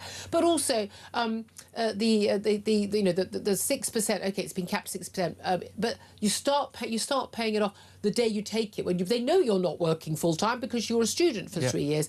It is just outrageous, these young people, that they are being saddled with this huge debt, often for degrees which aren't worth anything and won't get them a better job. Yeah, and look, this all comes back to Tony Blair deciding that 50% of young people needed to go to university. So what happened? Oh, well, the money we were spending, we now need to spread that out over all of these people. And so what we're going to do is we're going to turn that into debt. We're going to tell all these young people that you need to go to university. That's the only career path for you. Most of them are going to do Mickey Mouse degrees, and it is pretty much 50% of them going to universities doing degrees that they'd be no better off than having not got the debt in the first place, done some technical education. And we're going to keep them on this merry-go-round, this wheel, making them run faster and faster than the hamster wheel. And why are they doing this? Well, because who are amongst the most reliable Labour voters in this country? University lecturers, university administrators, who are getting rich off the back of young people. And again, we are left with far too few people that with the practical skills needed to do the jobs that the economy needs. Absolutely. Far too many people with a degree in gender studies from the University of West wherever who have got no skills, no use to the labour market, and are saddled with debt that they'll never, ever pay back. I mean, it's just absolutely tragic. I mean, the amount that some of the people on our team, the youngsters, are paying, they're on that plan too. I mean, just absolutely outrageous. It's a Ponzi scheme is what it is. And also, by the way, the students who come over here from the EU that we then have to pay, and they don't ever pay their student loans back. Oh, brilliant system that. Just finally, we have got to go to calls. I'm going to try and keep this brief. Nigel Farage. He confronted Sky News over harassing his family. Can we play that clip very, very briefly of Nigel Farage basically being very angry with the Sky News reporter? Is it a mistake not to declare the gifts from George Cottrell, sir? You tell your bosses you harass my family anymore, and I'll take you to serious consequences. That's what your organisation has done this morning. Go away. Mistake not to declare the gifts, sir. Did you not hear me? You have broken all the rules, Leveson and everything else. Cut. Not a happy man there, and this was over. Sky said they've not been harassing his family. I've been told that they absolutely, again, they've denied this. People close to Nigel Farage are saying very clearly, they are very clear that someone turned up at his daughter's house. The Times published a picture of his property empire, including a house in a village in Kent where he used to live, and saying that his daughter now lives there. But a picture of it, technology now, I mean, very, very easy for anyone to find that address. But this is all about him being questioned. I don't know why anyone has to go and talk to his family. I have to say, I think that's absolutely, I would never do that as a journalist. If that is what has happened, they've denied it, but if that is what has happened, it's outrageous for anyone to go for anyone's family. People's families need to be left. The fact that, I mean, this is a man who has had serious threats, but has he not walked into this problem with all of nothing that would make that acceptable? But in terms of, he's now facing a parliamentary watchdog investigation into this 5 million quid from a crypto billionaire in Thailand and from his mate Posh George, friend of yours, you say, George Cottrell, over sort of support. All of this was before he came back to be an MP in 2024. Also, crucially, before he was planning to come back. I know for a fact he was absolutely not planning to come back as an MP. He was busy making money. I'm a Celebrity, GB News, you know, various other things. He's making money. He decided to have a bit of... He'd done his bit for British politics, and thank you very much, and wasn't coming back. But should he not, when he became an MP, should he not just have declared all these things, and then it wouldn't have been a story? He's walked into this and he's given the, quote, establishment a stick to beat him with. Well, look, there are rules about what you have to declare and what you don't. The rules say you don't have to declare it if it's a personal gift, if it's not a political donation, if it's not earnings, you don't have to declare it. He obviously took the view that these people were friends of his. There's no doubt about it. But someone helping with your social media, that's not a personal gift. That's not someone buying you dinner. What? But it's also not necessarily a political donation if you're not a political figure. But do you know what? In a sense, whether or not he took the right view there pales into insignificance compared to the challenges that this country face, the things that are affecting each and every person. And there are people in the media, there are people in government, there are people who obviously have leaked much of this information, who are determined to stop Nigel Farage, to stop reform, talking about the problems that face this country. And there are a number of other people who I'm afraid are, and I'm sorry for putting it this highly, are very cavalier at the least about whether or not Nigel Farage gets killed. And I think there's a real prospect for that, and that is why he's being deprived of police security. Well, he has now got police security, has he not? Well, he got parliamentary security, and then they took that away. I don't know what the current situation is, but he doesn't have... It is not comparable to what... I don't know who the Northern Irish Secretary is in this country, but they have... And neither does anyone else. Neither does anybody else, but they have 10 times the amount of security that Nigel Farage... They get armed police. Nigel Farage has none of that, because there are people in government that are quite happy. If Nigel Farage got killed, it would make their whole lives easier, and I genuinely... Those people who cheer about when someone throws a milkshake in his face, I mean, they are... That could have been acid. Someone says even a naughty word to an MP walking outside, a female Labour MP outside Parliament, and they absolutely lose their minds.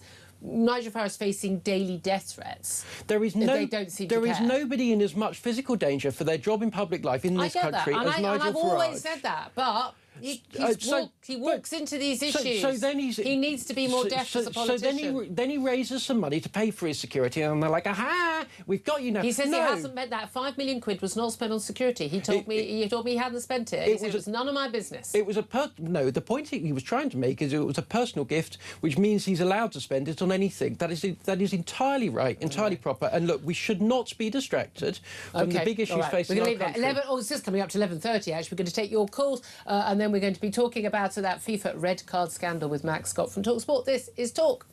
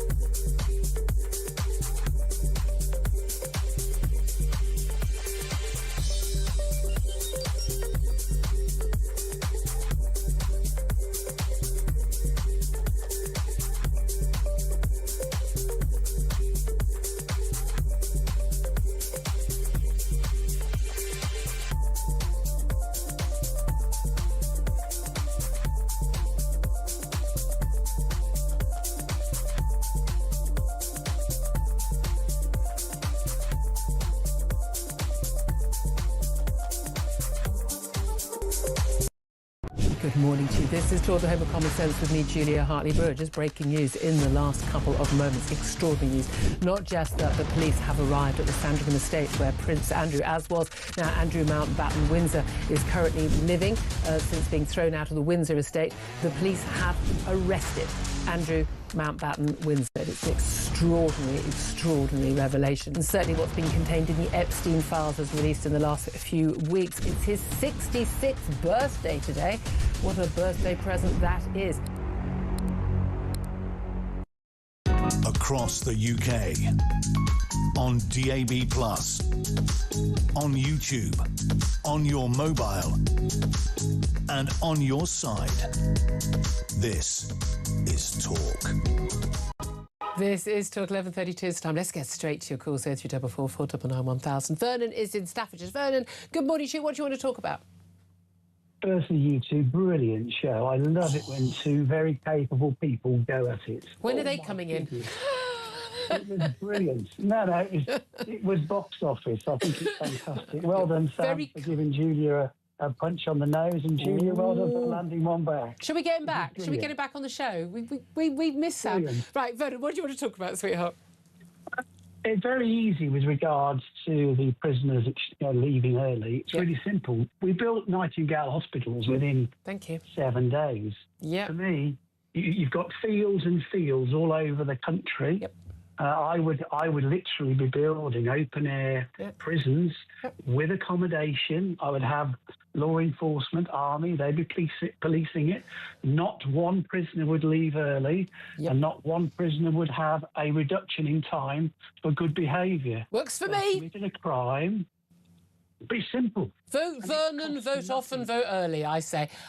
Again, I don't understand what's so complicated about this. This is what everyone... They don't want it, Julia. They do not want the Labour lot any of this. And a lot of the lefty Tories who should be in the Lib Dems are under the view that prison is about rehabilitation. It's not. It's about punishing people. No. It's about deterring people. And it's about keeping people off the sodding streets because they're a danger to the rest of us.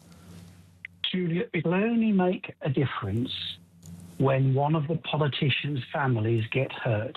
Until then, nothing will happen. Yeah, put a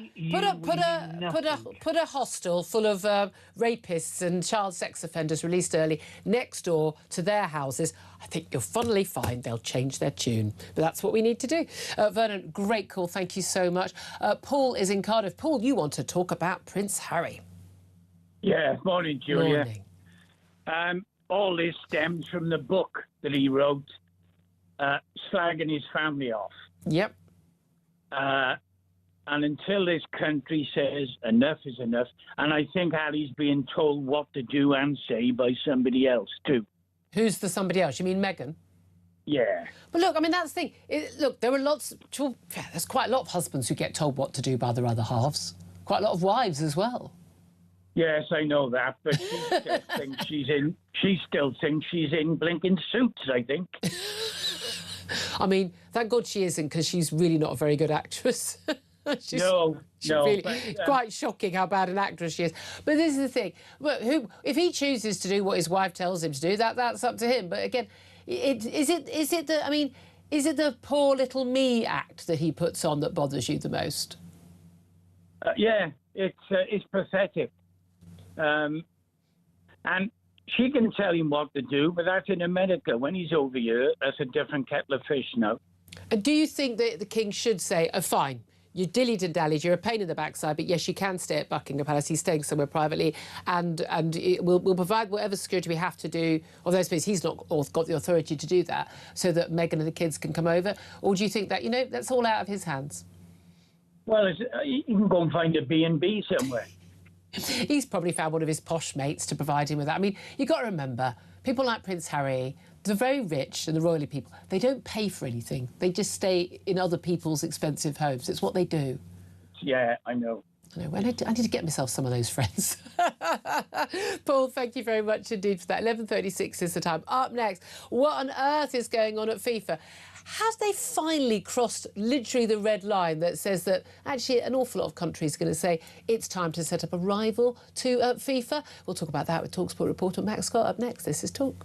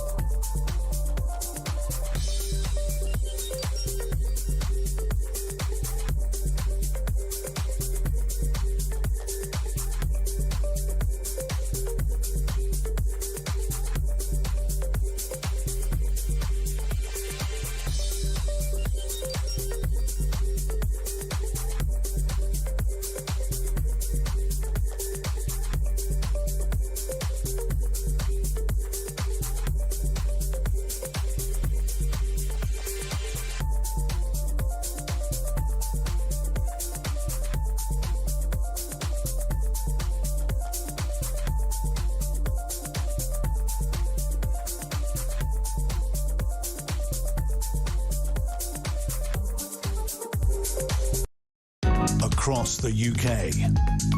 On DAB+, on YouTube, on your mobile, and on your side. This is Talk. Very, very good morning. Welcome back to the show. 11:38 is the time. Let's talk World Cup right now. TalkSport reporter Max Scott is back with us. Very, very good morning to you. What an exciting few days we have had. Yes. We're all recovering yesterday. I mean, there might have been an afternoon nap yesterday for quite a lot of the country, I think, after staying up all night, or as I did, getting up early to watch the England game. But the real controversy ended up being about the United States and this absurd scenario where Donald Trump gets unhappy about a red card for the star US striker, although then he admitted he didn't know what a red card was. But it wasn't a foul. He shouldn't have been banned from playing in the match they had against Belgium last night. Gets him reinstated outrageously, and this has caused an unseemly uproar, hasn't it? Understandably so, because we're used to FIFA cozying up, let's say, to sort of the Arab states, whether it's Qatar, who held the previous World Cup, whether it's Saudi Arabia, who are going to host the World Cup in 2034. Russia. Well, quite. And so that is...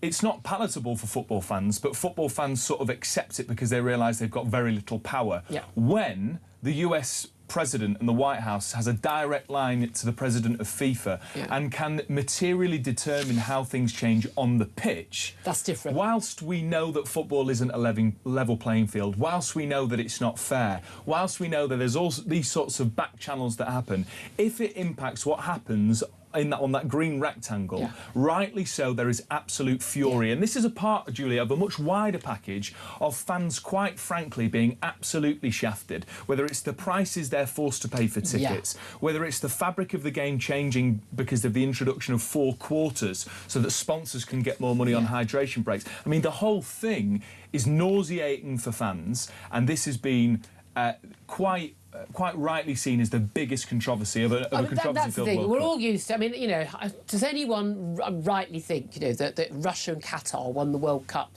as they did under Sepp Blatter for any reason other than money changing hands? I mean, give me a break. We know there's been so many scandals, so many investigations over corruption, and there was this idea that we would suddenly have a new FIFA chair president who would change things. I mean, who are we kidding?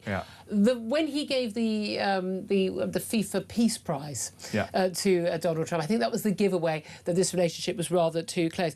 But the outcry has been huge. It's not just about Belgium complaining before the match.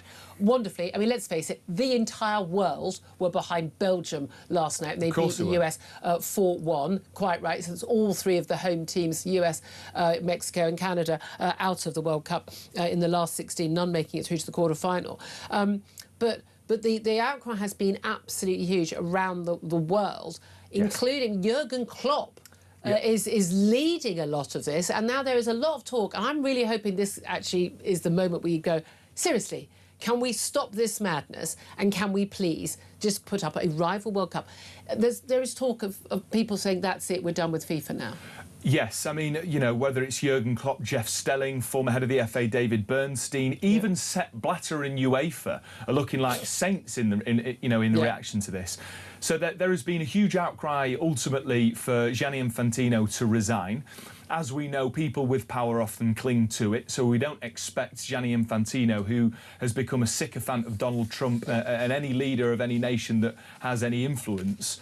And so he's not going to resign. No. What can happen is that a FIFA official can complain to the independent so-called FIFA Ethics Committee, which could result in a ban. We think this is unlikely. For example, the independent panel, which FIFA say decided whether or not to suspend. Well, that's following it. Technically, it's suspended for a year, isn't it? Well, that independent committee. One had no name to it, so when the judgment was released, way after the fact, there was no name to it, and so there's no transparency. You've got to FIFA. admire the chutzpah. Part of me actually admires the total and utter we don't care, we're going to get away with it, we always do attitude, actually. I'm sort of like in awe Yeah, in a sort of infuriated way. Yes. I can understand that. And of course, the final thing is the only other way, if an independent committee can't get rid of Infantino, or if he doesn't resign, is via an election. That's in 2027. As it stands, Gianni Infantino is going to stand unopposed. And there are 211 FIFA nations, all with one vote in the next election. And that's the issue. Because Infantino has expanded this World Cup to be 48 teams, there are so many smaller nations who've benefited from the trickle-down sort of economic effect of that have much more money, whether it's Curacao, Cape Verde. And so in doing to be fair, Cape Verde put up a good fight. Of course they did. Give them credit. They've been wonderful stories in this World Cup. I'm not denying that. But as a result, unless the political pressure mounts even more on Infantino, which we're seeing in the last 24 hours it is, then we're going to have another tenure of Infantino, of course which is not at all what the football community want or need. But there is this thing that's like, oh, what can we do? What can we do? The reality is, money talk. We know it's always money that talks when it comes to big sport. UEFA need to say we're not participating in FIFA tournaments until you're gone. Yeah, we take the whole of the big money. I mean, okay, the biggest money in sport is in countries, like America. Still not. It's actually the number one sport played in schools in America, but it's still, it's not as big as American football. That trump, baseball absolutely trumps football in America. And obviously, there's an argument for having America as a co-host to try and beef that up. However, actually, the big teams, I know you've got your Brazils and your Argentinas, but your big teams are the biggest leagues, they're all in Europe. If they all just said, we ain't playing anymore, we're doing our rival, I'm sorry, that is where the TV company is going to want to be. And at the end of the day, the people who are paying for everything, who want to be sponsored. Do you want some little Caribbean nation or some African nation to be seeing your adverts, or would you prefer if a load of people in richer countries in Europe are seeing your adverts? Come on. That would be the most effective way to get rid of Gianni Infantino. Well, I mean that question goes right to the heart of what is the point of boycotting as a protest, and does it work? You can say that in whether that's in the sporting world, whether that's in the political world, whether that's just in society. We don't just boycott, we just set up a rival. Because there's I don't know, we've got this brilliant England team. I don't want to be boycotting World Cups and us missing a chance on playing. We just need to set up a clear rival. I think it's not beyond the wits of man. There's a level of corruption in FIFA that is just endemic to the system. The idea that you say Cape Verde and England get exactly the same number of votes in terms of deciding things. We know what's happened, and I've always argued, and it's like when we bidding for World Cups, I don't understand why we don't just accept we need to pay bigger bribes. That's how it works. Everyone knows that's how it works. Everyone knows it's corrupt to the core, and yet we play along with it. I wouldn't say play along to it. I think if we turn up and play, we're playing along. The reality is, the sides like Cape Verde, for example, they know where their bread is buttered, but the bread's already been buttered. And so whether Infantino remains or not, I can't see, for example, Didier Deschamps, the current national team manager of the French team, there's rumours and whispers that he would be considered to be a fantastic replacement for Infantino.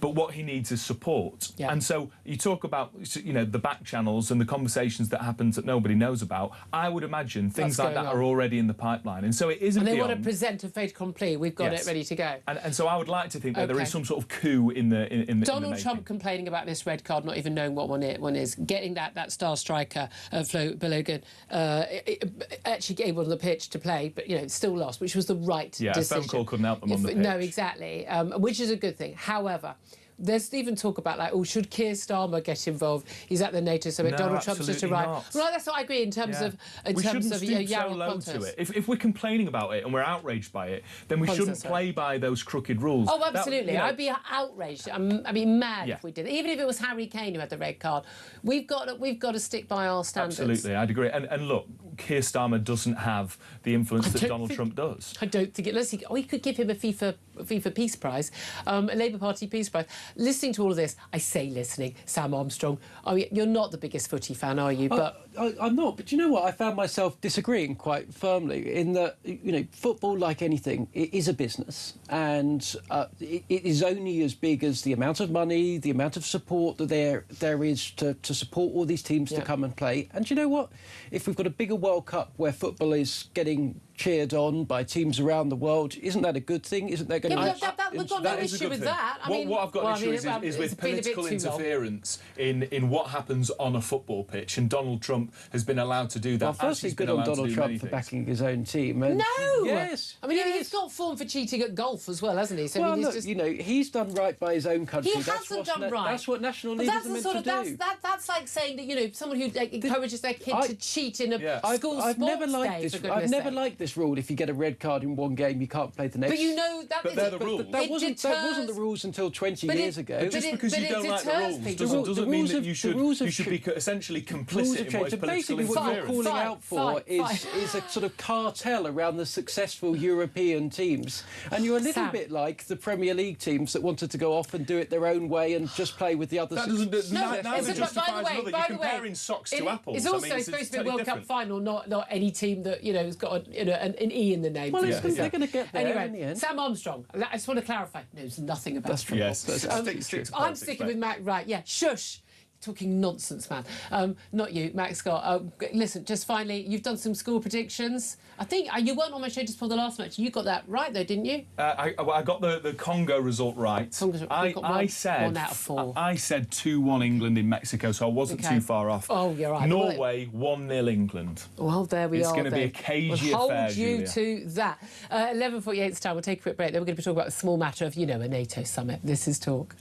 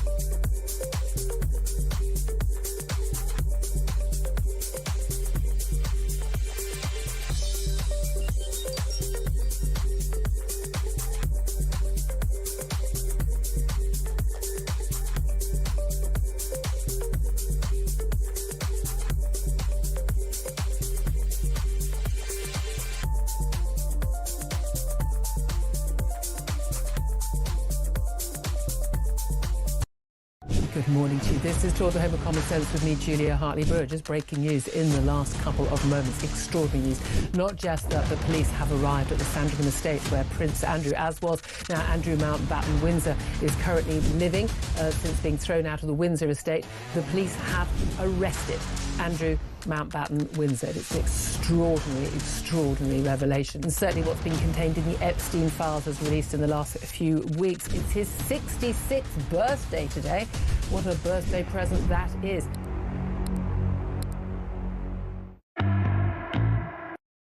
Across the UK, on DAB+, on YouTube, on your mobile, and on your side. This is Talk. This is Talk the Home of Common Sense. Well, I mean, gosh, we went to war over the World Cup, did we not, just then? Right now, let's see if we can have a little bit more peace talks or not at the NATO summit that's starting in Ankara today. Keir Starmer is going to be on his way. Donald Trump's already arrived. Hamish Breton Gordon, OBE, former British Army Colonel, joins us right now. Good morning to you, Hamish. Hi, good morning. Hello. Thank you so much for joining us. I suppose the big worry from everybody at this NATO summit today is how much they're going to get berated and punished by Donald Trump, the US president, for not fulfilling the agreement they made a year ago. They were going to head towards 5% of GDP of every country to be spent on defence. We're at 2.7%. No real prospect of getting above 3.5% or even getting anywhere near that by 2035.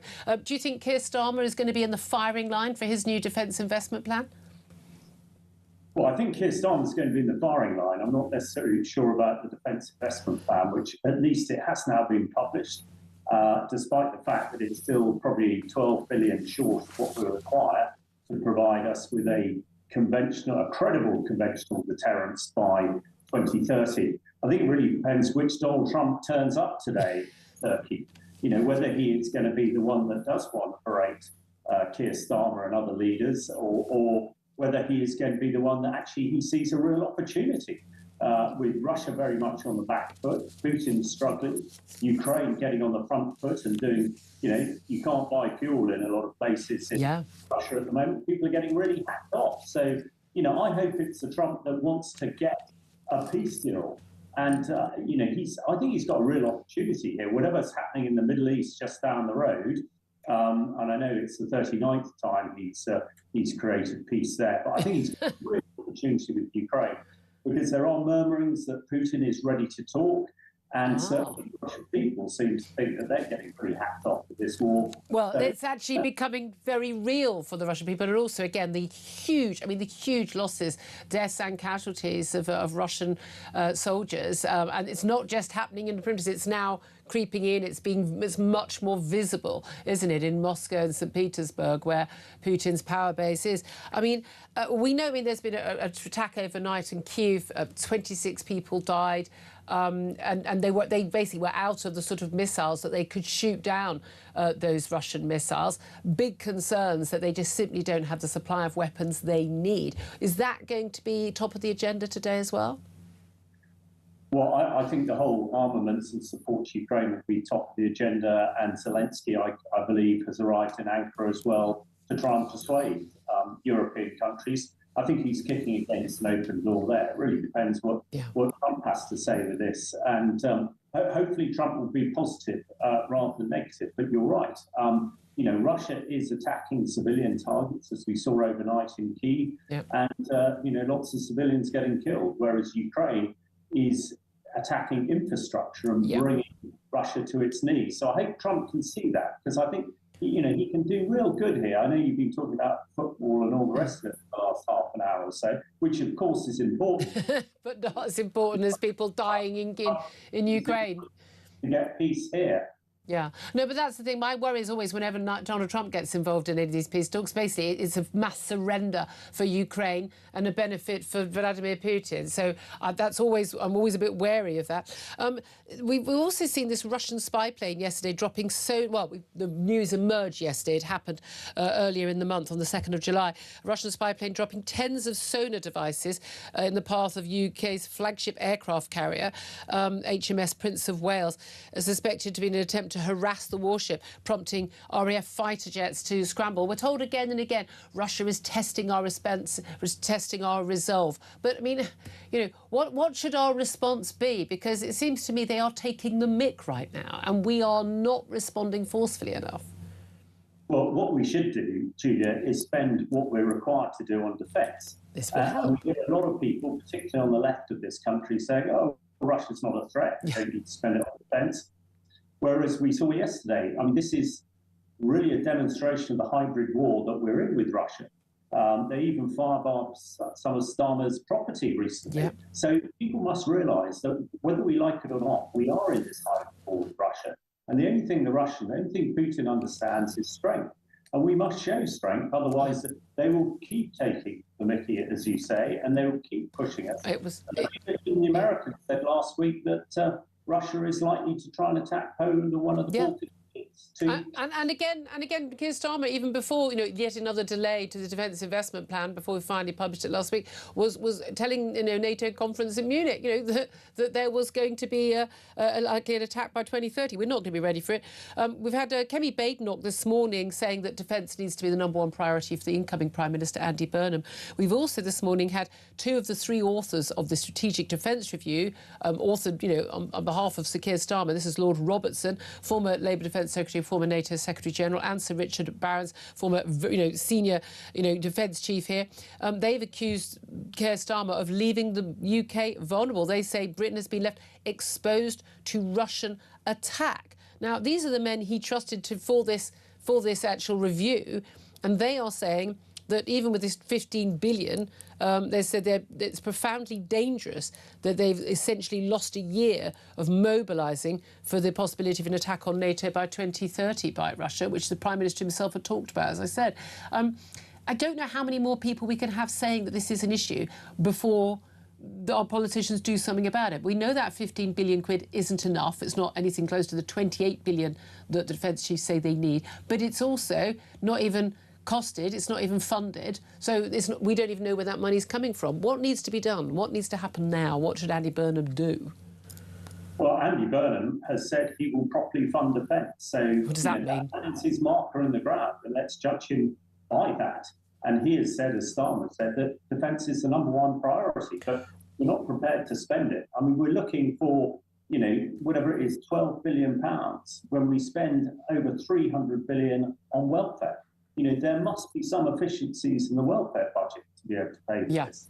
So I think it's a stark reality, and no doubt Trump will go on about it again today. But in this country, I'm sure people understand, the majority, that we must spend what we need to on defence. Otherwise, Russia will keep pushing. Let's not forget the jihadist threat that hasn't gone away in shape or form. And certainly, with Iran, I mean, that there was a funeral for their late Ayatollah, a 3-day affair yesterday, being treated, by the way, by a lot of the media as if these were some significant world leader as opposed to a murderous dictator.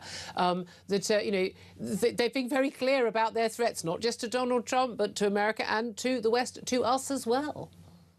Well, that's right. I mean, we must not just focus on Russia. That is the most immediate threat to us. Yeah. But we need a credible defence and security organisation, across the piece to make sure that we're secure. Because if we can't guarantee our own defence and security, then everything else that we're expecting us at the moment becomes, sort of horrifically irrelevant. So that's the thing. There's stuff. Starmer by his first week in office. Yeah, I mean, there's stuff that's optional in government spending. There's stuff that isn't optional, and for some reason they think that the defence is optional, and it ain't. Hamish to Bretton Gordon, always talking sense. Former British Army Colonel, thank you very much. Did pictures there while if you were watching on YouTube of the US President as Air Force One touching down in Ankara in Turkey ahead of that NATO summit that starts tonight. Coming up, lots more to talk about with Sam Armstrong. We'll talk to Baroness Kate Hoey. We'll take a lot more of your calls as well. We'll also talk about that verdict in a French court today for Marine Le Pen. Will she be able to run for the French presidency next year? And more on prisons and plenty more besides. This is Talk.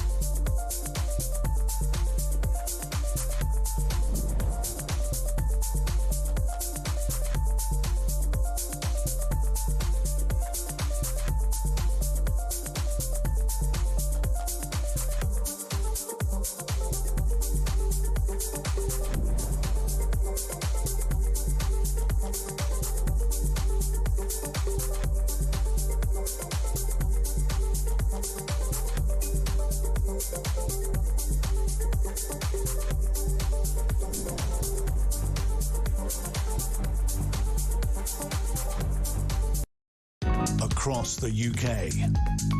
On DAB+, on YouTube, on your mobile, and on your side. This is Talk.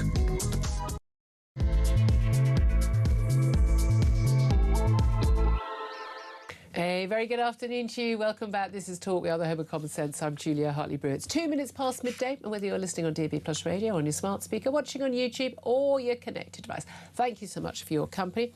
Don't forget, if you miss anything from the show, go to my YouTube page, the Julia Hartley-Brewer Show. Hit subscribe. You never have to miss a thing. Coming up in this hour, going to be talking more about that prison early release, and Kemi Badenoch, leader of the Tories, basically saying to the Tories, sorry, the Labour Party, you know, side with me, let's try and stop these early releases. A lot of you coming up with some rather sensible suggestions how to stop rapists, killers and other sex offenders and violent offenders being let out after serving, I kid you not, a third of their sentence. A third. I mean, we are a joke clown country. We really are. Plus the 100,000 people are getting benefits. 10 grand a week, sorry, 10 grand a week, they wish, 10 grand a year top up on their benefits for having ADHD. Really? Really? 40% increase in just the last 2 years? Do you think these people are really, really in need of all that extra help, or are an awful lot of people swinging the lead? And our government is allowing it to happen, and we are paying for it while we're struggling to pay for defence and, I don't know, more prison places to keep rapists and killers behind bars. It's almost like there's no joined-up thinking in government, isn't it? Plus, we're going to talk about Marine Le Pen. We've got a court verdict for Prince Harry this afternoon. And that court verdict is going to be about whether or not there has been any criminal wrongdoing, or that's a civil case by Associated Newspapers, the owners of the Mail and the Mail on Sunday, and any illegal actions that have basically led to invasions of his and various other celebrities' privacy, including Elton John and others. But in terms of political stuff, the big court case today is a verdict in Marine Le Pen's case. She has been banned from running for the French presidency, a 5-year ban on her running for political office after a guilty verdict for embezzlement against her last year. She is appealing that. We will find out, hopefully in the next half hour, what the decision is, whether or not it's overturned or she keeps the conviction but is allowed to run for office. Will she be tagged and unable to travel? We'll find out about that. Massive implications for the French presidential election next year. We'll talk about all of that and plenty more besides with Sam Armstrong, commentator, who's joined us once again today. Haven't seen him in the studio for a while, I have to say. Big response. Everyone very happy to have you back here, as indeed are we, Sam. A question I've been asking I wanted to get in touch with, particularly about these 100,000 people with ADHD getting disability benefits, no need to look for a job, up 40% under Labour. I'm asking, what would you do to tackle this crisis? You can give us a call, 0344 499 1000, text us on 87222, get in touch on X at talkTV, calls to charge the national rate, text cost 1, standard network rate message. But it does seem to me, I mean, easy way of tackling it, you just simply don't let people sign off for ADHD. I mean, wouldn't that be the simple solution? You don't have to cut their benefits. You're just not entitled to them. You should go and get a job. Honestly, I don't actually know why this is political. I think everybody in this country basically agrees with each other, which is what we want. Apart from Labour MPs, you think they're all vulnerable people who need help. Put aside Westminster for a minute. Put aside those people that are, are really trying it on. Basically, everyone wants a system that's fair. That if you fall on hard times, that there's a safety net to get you back up on your feet. What people don't want is people claiming benefits for years and years and years. What people don't want is people taking the mickey. And what people want is for it to all be assessed properly with in-person, face-to-face appointments, which is what's not happening. And hasn't happened. And the reassessment. So it's going to take 3 years to get through there. I mean, exactly. Look, we've just been told that at 2 o'clock today, Nigel Farage is going to, this is a quote, make a statement on my future in public life. That's a Reform UK leader. He's facing intense scrutiny over financial support, donations and the like. He's going to make a statement at 2 o'clock, he says, on his future in public life. Now, there's been a lot of talk about him possibly thinking of standing down. Is he going to go or not? Sam, before I go to Baroness Kate Hoey, who's waiting on the line, you're very much involved in Reform. You work with Robert Jenrick. You left the Conservatives with him to go to join Reform. are we looking at Nigel Farage leaving as leader of the Reform UK Party? I preface this by saying I have no particular insight, otherwise I wouldn't be talking about it. But I suspect what we're about to see is a defiant Nigel Farage that says he will not be cowed by an establishment that is attempting to stop him delivering the change that he has believed his entire life that this country so desperately needs. OK. Wow, well, we are going to be watching closely. You'll catch that on Ian Collins' show at 2 o'clock. Let's talk to my next guest, Baroness Kate Hoey. She's an independent peer, former Labour MP, and joins us now. Kate, thank you so much for joining us. Hello. Hello there. I must ask you, we have lots of things I want to talk to you about, but this news that Nigel Farage is going to make a statement at 2 o'clock about his future in public life seems very ominous when we've had a lot of people suggesting on social media, in newspaper articles like that, you know, Nigel Farage had enough of public life, had enough of the scrutiny. This referral to the Commons Standards Watchdog over the £5 million he got from his mate, the crypto billionaire, and also this money and support and staff that he's had in the past, all before he became an MP back in 24, of course, from his mate George Cottrell. Do you think it's possible that he could stand down from public life? I don't think so. I think we will see a defiant Nigel Farage, and I think also perhaps, you know, he needs to have a little break over the summer, because he has, when you think of the Makerfield by-election and then the local elections before that and all of that, and then the pressure he's been under. You know, no other leader has had the really horrible, nasty following by certain elements of the media about his life before he even became an MP. You know, I just reviewed the book that's been written recently about him by Ashcroft, and it is shocking indictment of just how everything has been piled on him. And I think there's a bit of wishful thinking here that, you know, they would love him to be saying he's going off and leaving, but I think he's very, very angry about what he alleges, and I'm sure it's true, that Sky turned up at his daughter's. Well, let's play the little clip, actually. It's a very angry exchange between Nigel. And again, Nigel Farage is someone who usually very much keeps his cool, and, you know, and just, you know, everything, just, you know, water off a dog's back. But he, like most people, and I'm with him on this, when it comes to messing with your kids, that's a step too far. Here is Nigel Farage in his exchange with Sky News. Is it a mistake not to declare the gifts from George Cottrell, sir? You tell your bosses you harass my family anymore, and I'll take the serious consequences. That's what your organisation has done this morning. Go away. Mistake not to declare the gifts, sir. Did you not hear me? You have broken all the rules, Leveson and everything else. Cut. Now, a very angry exchange there. People say, oh, he's threatening Sky. But he's saying, you know, there will be consequences because you can make these complaints, and there are, you know, Ofcom and there are other regulators. But crucially, he's put a tweet out afterwards pointing out, you know, when Sky said they did not harass his family. I've been told by people within Reform that someone did from Sky, or claiming to be from Sky, went to his daughter's house, and this was after the Times did a double-page spread where they talked about his property empire, various properties he and his wife own, and including pictures. There was a picture of a home in a village in Kent and it said where he and his wife used to live and is now lived in by his daughter. But of course, technology now, very, very easy with Google Street Maps. Put in a picture, people go, I mean, I wouldn't know how to do it. You probably wouldn't know how to do it, but you know, other people do, and they could easily identify the house. Now, again, lots of people are very relaxed about, you know, sticks and stones. You can call me what you want. I don't care. You come from a kids, a lot of politicians will say, then all bets are off. Do you have a lot of sympathy with him on that? Well, I do, because I think, you know, Nigel's family have gone through years of being, you know, knowing and seeing how their father has been treated by the media. And I can understand his anger. And, you know, people were complaining recently that, oh, we haven't seen Nigel Farage much, you know, he's hiding away. And yet they used to say, oh, Reform is a one-man band. Now they can't cope with the fact that they've actually got lots of people coming and speaking, you know, on the media. So is this an establishment stitch-up? Is it? I mean, you know, a lot of people say they're gunning for him, putting him under a level of scrutiny which other politicians aren't under. The other politicians have had big donations, but then those are donations largely to political parties which are declared. He could have dealt with all of this by when he became an MP, when Reform did so well in the 24 election, out of nowhere. I mean, from you know, standing start. If he declared all of this, gone overboard, just declared everything, there wouldn't be a story. Yes, I mean, I think because he didn't do that, and that probably was, it would have been better if he'd done that, because he'd done, in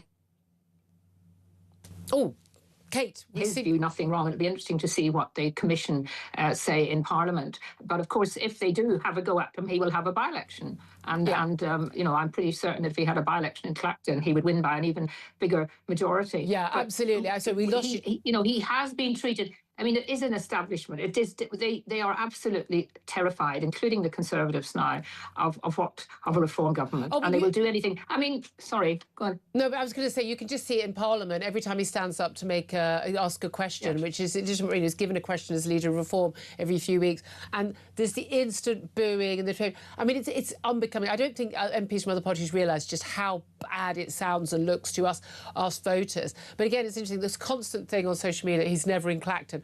Honestly, and he's allowed people travel. I mean, people aren't in their constituencies all the time. They're either in London representing in Parliament or they're doing other things. But he does have a house, in his Clacton constituency, and he does spend a lot of time there, like most MPs. But this is the thing.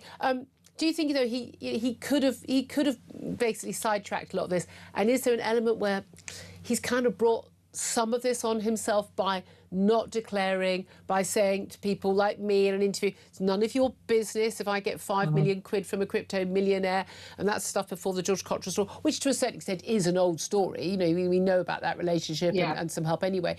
But is there an element where he's thinking, nothing's going to touch me? Or is there an element also where he thinks he's Trumpian, his big mate Donald Trump, where you can throw anything at him and actually it just makes his supporters like him more because they feel he's under attack from the establishment? Well, I think you just need to look at some of the feedback on Twitter when there's people really attacking him, to see how so many people are coming out saying, well, it won't affect them how they voted. But yes, I'm sure in reflection, he probably, and certainly people around him probably think that he could have handled it a little better than he did. Yeah. But we're where we are now, and there's no doubt about it. There is an orchestrated attempt to do him down, whereas that hasn't happened with any other leader. I mean, even Keir Starmer, it was coming from the people. Keir Starmer wasn't ousted by his cabinet. He was ousted by the fact that his own voters decided he wasn't any good. Look, let's talk about other issues, because there's a small matter of people talking about the threat of Nigel Farage as potential Prime Minister one day. We are talking about a new Prime Minister coming in on the 20th of July. Keir Starmer's off doing his final bit of walking the red carpet at NATO's summit in Ankara. Meanwhile, Andy Burnham is getting, the most extraordinary lack of scrutiny. He did one LBC interview, and I have to say, it was laughable. I mean, I would expect to be actually laughed at in the street if I'd done the interview that Andrew Marr had done. I said, it may as well just given him a bubble bath and lighted some scented candles, rather than it wasn't a probe at all. We don't know what any of his policies are. We don't know what any of his views are, because he's flip-flopped and everything. And he's going to be facing, the mother of all in-trays, defence spending, 15 billion quid, not enough for defence, but also the 15 billion that's been promised in the defence investment plan hasn't even been funded. This massive rise in the welfare bill, including, we've seen revealed today, 40% rise in just 2 years under Labour to 100,000 mostly youngsters claiming for ADHD, getting 10 grand a year in their PIP payments, their disability payments, on top of their other benefits. I can't see for any reason why having ADHD means you've got 10 grand extra in your cost of living, and all of these other things. Early release of all these killers and rapists and other sex offenders and violent criminals from prison, because we haven't got enough prison spaces. But meanwhile, we haven't got cash to keep these people inside, but we have got the cash to pay for youngsters to do sod all day, claiming they've got a mental health issue. Andy Burnham's got a lot to wrestle with, but do we have a clue what he's planning to do about any of that? No, I don't think we have on anything other than he said he was going to stick to the manifesto. Well, of course, the things that he has said already would be outside the manifesto, but he is coming in at a time when Parliament will be in just going into recess. There will be the whole summer when the media tend to disappear, a lot of them. And, he does have time before September when they come back to clear, he will presumably not not do any more interviews now, or very few, or very important, serious ones until he comes back in September, which gives them time to work out exactly what he wants to do, if he knows himself. Yeah, indeed. I mean, yeah, that's the thing. We always sort of wonder, like, why is he not telling us? And it's like the same with Keir Starmer. Oh, we're not giving us much information. And even his own, chief of staff, Morgan McSweeney, admitted they didn't have a plan for government, and they didn't realise how hard being in government would be. I mean, this is quite scary. But what is so perplexing is that, Labour were in opposition for such a long time. They had all the criticisms, most of it correct, of what the Conservatives were doing. And what you would have thought that at their higher echelons in party, they would have been working out how they were going to run the government. And it didn't happen. And so they went in with no plan. Yeah. And literally, Keir Starmer was blown away by each week by something new happening. It got diverted. And then, of course, he did want to spend a lot of time on an aeroplane. I mean, he does seem to like aeroplanes. Never hear Keir. Yes. In his free gear. Worrying, denying that we've got 2 tier. But I mean, this ADHD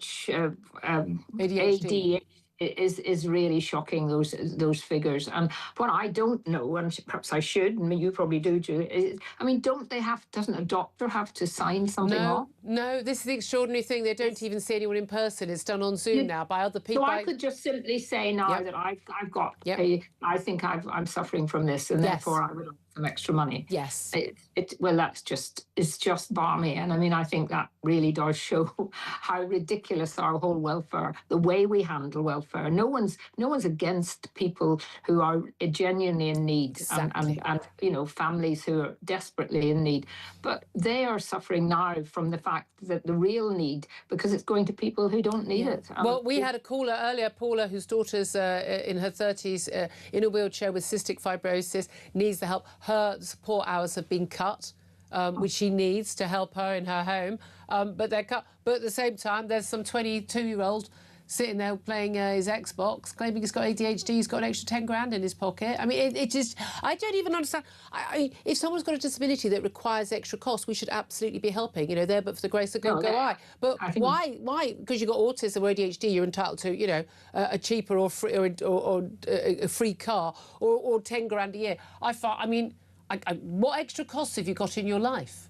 No, and I think this is something, of course, the previous government didn't do much to tackle it either. They might have been beginning to, but they certainly didn't. So Andy Burnham really could, if he really wanted a popular policy, because it is popular. People out there, hardworking people who get up in the morning, the usual thing, work very, very hard, and then they see their neighbour really doing very little, or their neighbours' children doing very little. So I think that Andy Burnham could make himself, a very first kind of stick thing that would go down extremely well if he was to announce that they were just going to sort out immediately some of these welfare issues. And again, they think they're being nice by keeping these benefits going, and they really are not. They're insulting hardworking people.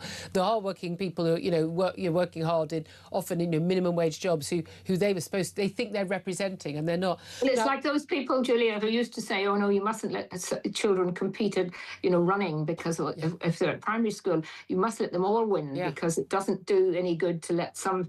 Life is hard. Life is difficult, and youngsters have to learn very early on. And I'm afraid, well, they also have to learn that if you work hard, that life gets better, and it's a very, very clear lesson. I must ask you about one thing: having fair rules and everyone being on the same playing field. As a former sports minister, I must ask you about this big fuss of both FIFA, Gianni Infantino, and Jurgen Klopp. All credit to him, being one of the leading critics about Donald Trump putting in a call to Gianni Infantino, his big mate, and saying, "Oh, this red card, I don't know what red card is, but it wasn't a foul. I want the US star striker, Flo Balogun, to be able to play in this match." Luckily, Belgians thrashed them 4-1, and so the US quite rightly are out of the tournament. But Klopp, interesting, the former Liverpool manager, he said, "This is our sport, not theirs. If Donald Trump and Gianni Infantino really sorted this out between themselves, it's madness. It calls everything into question." Is this finally going to be the line that has been crossed by FIFA? That means that we are going to see a rival World Cup set up? Well, I don't know quite whether it'll go to a rival setup, but it certainly will mean that his position should be threatened, because it really is. It's once you do this once, then you have opened a floodgate. We can all think of our own teams, and I can certainly in Northern Ireland when we've had things where you really, really were so angry. And the idea that you would get that overruled by an elected politician. I gather, by the way, that Keir Starmer rang FIFA to suggest that the time shouldn't Well, basically saying don't make the change because it's for commercial reasons. It's still interfering, but we either accept, and I have huge criticisms of FIFA and UEFA actually in the way they're now working, particularly with supporters and the costs and all of that. But once you start to really threaten them with, in terms of an important political figure interfering, and then looking like they actually got their way, even though in the end it didn't make any difference, thank goodness. Then I'm afraid we are, going down a slippery slope, as they say. Absolutely. Baroness Kate Ho, we covered a lot of ground there. Independent peer and former Labour MP, thank you very much indeed for joining me. Now, while we were doing that, because I'm a multitasking kind of girl, been messaging various folk at senior levels of the Reform Party, and answers came there none about what is going to happen at 2 o'clock. If you're just tuning in, Nigel Farage has tweeted to say he will make a statement on my future in public life at 2 p.m. That, of course, will be an Ian Collins show. He's been facing intense scrutiny over financial support he's got from his friends, his multimillionaire crypto friends. Sam Armstrong, any update from you? You're in the Reform Party. Well, I've kept myself studiously uninformed deliberately because then I feel I can say something. I've never been in the business of revealing what I learned that is private. What I would say is this. Are you sure about that? What I see, having spent a little bit of time watching Nigel up close now, is somebody that is absolutely determined to give this country the once-in-a-generation change that he believes that he can do. And look, he's not going to walk away. We should be. I think a lot of people would be very worried right now. Well, look, is that what he wants? Is he playing with us? I've said if Reform don't win the next election, that's it. I'm going to leave the country because I genuinely believe that this country are going to leave the country. I genuinely believe that this country is in potentially inexorable decline, and that only Nigel Farage is a politician who's got the combined set of skills, the charisma, the consistency, the views to turn this country around. And I know that Nigel is absolutely determined to give that to the country, and that's why, frankly, I have chosen not to go and make more money living in the US or somewhere else in the run-up. So I think you're about to see a defiant Nigel Farage. I genuinely really hope so. I'd love to hear your response to that. That's Nigel Farage making a statement at 2 o'clock. Your thoughts on lots of subjects. In fact, the calls, interestingly, are about Nigel Farage and particularly the pressure on him right now. Give us a call if you want to have your say. 0344 499 1000. We'll get your calls up next. This is Talk.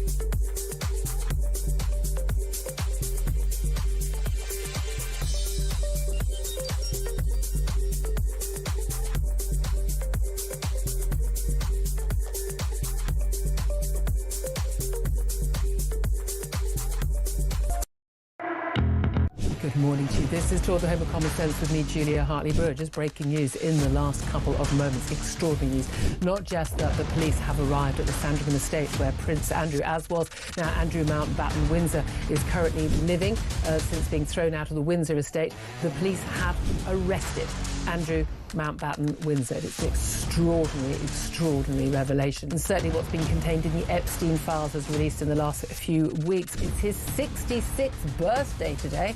What a birthday present that is. across the UK.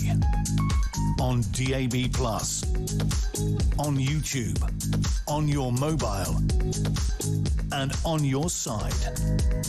This is Talk. This is Talk, the Home of Common Sense, for me, Julia Hartley-Brewer. Just to get you up to date, Nigel Farage has said he will make a statement on my future in public life at 2 o'clock. That'll come in Colin's show. Former UK leader under a lot of pressure, a lot of scrutiny over financial backers. £5 million crypto billionaire in Thailand, Christopher Hopburn, and of course that's a kind, helping kind social media staff and the like from his big mate, Posh George Cottrell, as he's known.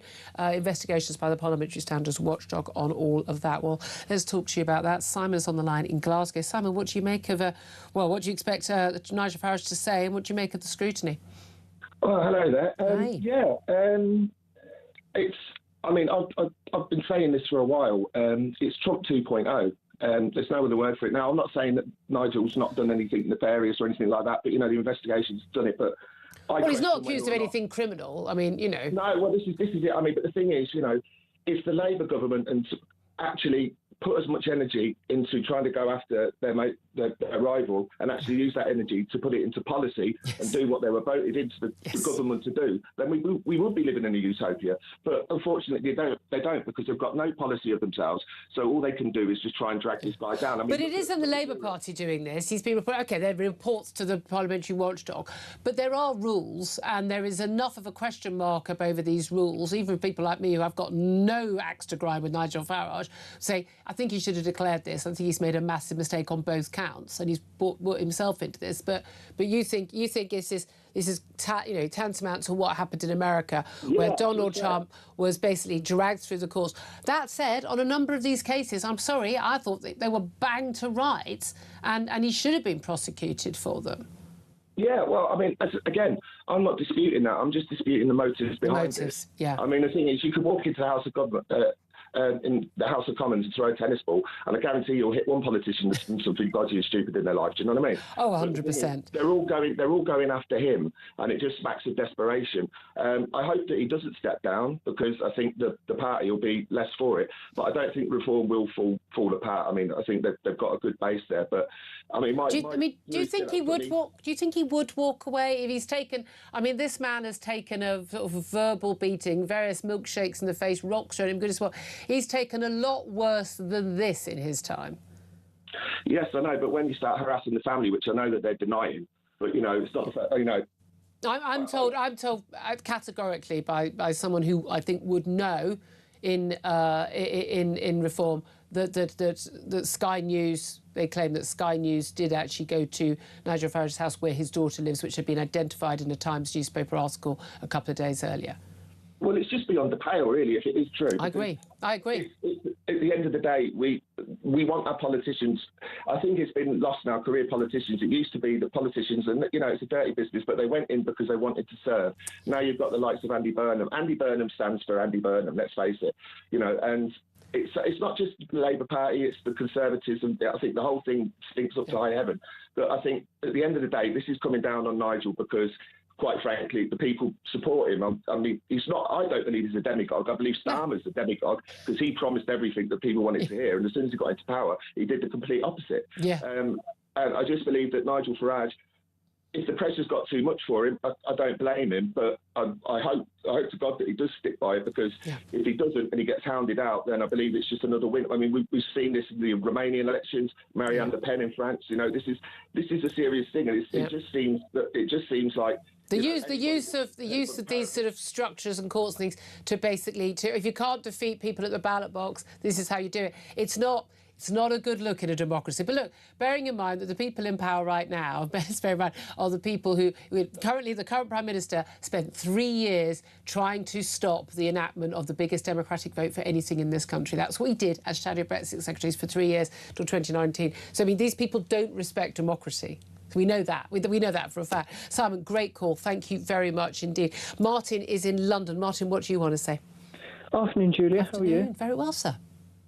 Yeah, well, firstly, I don't think he's about to resign, and I certainly hope not. I suspect he's going to come out swinging, and he's going to name certain media outlets. That's what I suspect is going to happen. I would put money on that, and I would very much hope that as well.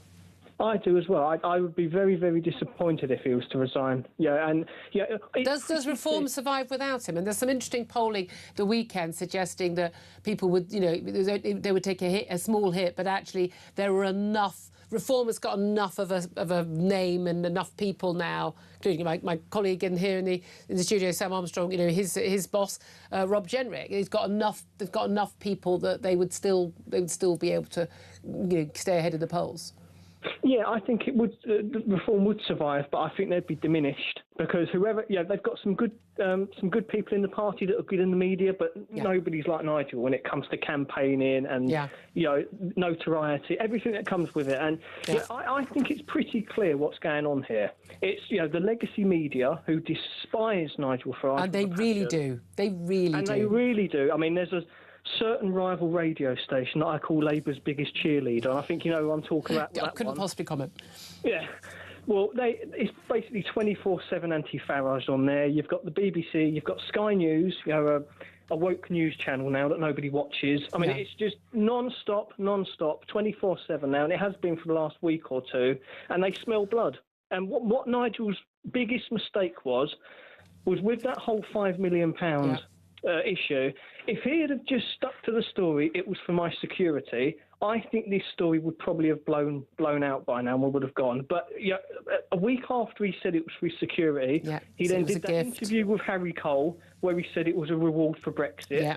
And then last week he was telling everybody it's none of your business. He's handled that so terribly. And unusually badly for Nigel Farage, because he's normally very, very slick at these things. Look, we shall see what happens. Martin, thank you very much for your call. Very interesting. Right now, as you know, the 2026 World Cup is in full swing, and TalkSport have teamed up with Meantime to create a lager in time for it all. It's called So Good Lager, which will be poured from all O'Neill's pubs and some of the best sports pubs across the UK. So whether you're watching the action this summer, settling in for an afternoon with your friends, make sure you check out talksport.com/so good to find your nearest pub. So Good is 18 plus, obviously, and please drink responsibly. I've got to say that bit. Also, of course, here at Talk, as I say, we are celebrating in style here as well. That's why we're giving you the chance to boost your bank balance with a massive £26,000 in tax-free cash. For a summer you won't forget. Here's how to enter. For your chance to win, visit talk.tv/win or text TALK to 83338 by 6 p.m. on the 20th of July 2026. Texts cost £2.50 plus your standard network rate. Or send your name and number by post to Comp 1, PO Box 3190, Colchester CO2 8GP, to arrive by midnight on the 23rd of July 2026. 18 plus, UK residents only. So for your chance to win, text TALK to 83338 now. This is a network promotion. Full T's and C's at talk.tv/win.